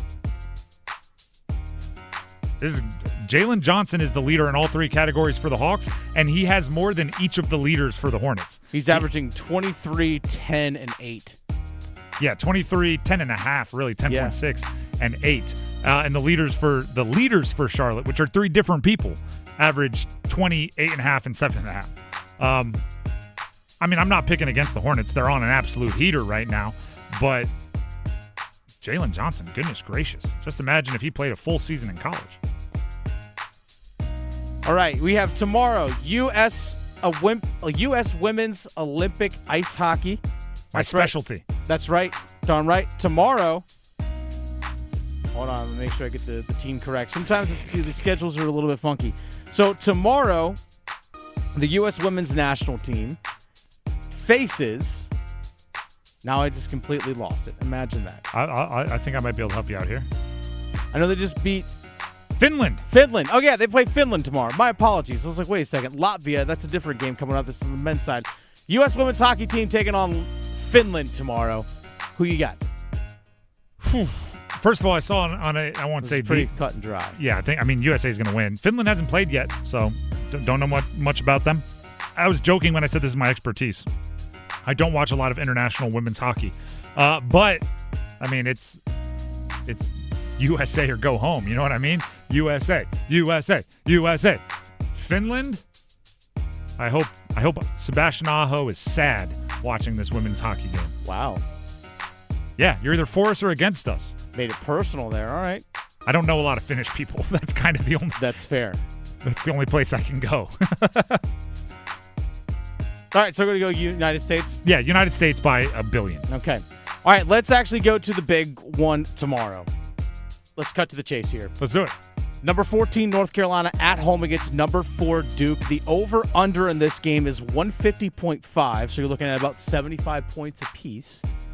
And Duke is favored by 5.5 in the Dean Dome. Favored by 5.5. I like Duke as the favorite. I think it's close. I think it'll be a traditional UNC Duke game in that there will be runs. I think each team could be up by ahead by as much as 7 or 8, but never 12. You know what I mean? Kind of one of those. Back and forth, go on runs. Isaiah Evans will have 3 trips down where he hits threes. Caleb Wilson will have an alley-oop dunk where he catches it at the top of the square. The whole thing will be there. But I do think Duke emerges victorious. I think it'll be a little bit higher scoring than some Duke games recently because you got to give some credit to UNC, particularly their bigs and ability to score. I think it'll be something like 78-75. All right, so just above the over.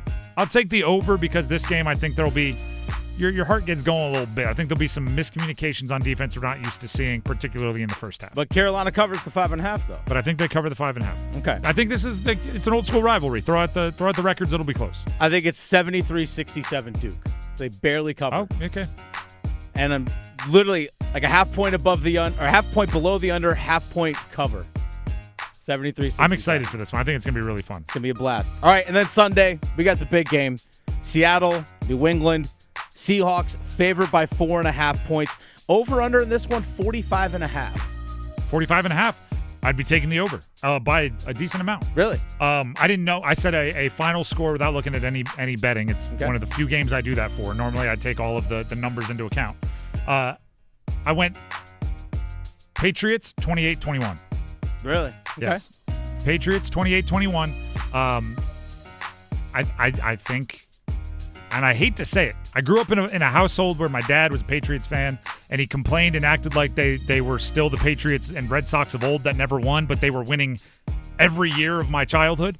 Celtics, Bruins, all of it. So I'm not happy about this, but I think they've stumbled into another winning combination. I think they have the it factor. I think they're down 21-14, scored 2 fourth-quarter touchdowns to win it. Dennis, what are you rolling with? 27-24 Seattle. That's probably where the consensus is, but I think that's where my brain would be. But no, my intuition is telling me Patriots. Don't forget, everybody, Wolfpack Weekly coming up with Will Wade at 6, which is just in a few minutes here on 99.9 The Fan. UConn, St. John later tonight, 8 p.m. Enjoy the weekend, Olympics. Enjoy the weekend, Carolina hosting Duke. Enjoy the weekend, Super Bowl. We'll break it down on Monday. Until then, have a wonderful weekend, everybody. John Forsland here for my friends at Buffalo Brothers. You know the big game is right around the corner, and it's time to start thinking about big game parties. Don't be that guy that doesn't get the best wings in town. So order your wings today from Buffalo Brothers. Come and get Buffalo Brothers Big Game Special. 2 large pizzas and 20 wings for just $50. That's food for the whole family at more than 20% off. But remember, order today as pickup times fill up fast. Buffalo Brothers. Oh man, now I want wings. Listen for the oh my goodness. Sears pulls up left wing 3. Ring it up. A dagger. A dagger by Sears. They got postered. Rebound battled for. Picked down Badunga. Rejected emphatically by Coleman Hawkins. What in the what? Maddox for Xavier. He'll throw a bounce pass in the lane for a two-handed jam. The road to Indianapolis runs through 99.9 The Fan. On the Wolfpack Sports Network from Learfield, this is Wolfpack Sports Today, your daily look inside NC State athletics. And now, here's Wolfpack Sports Today.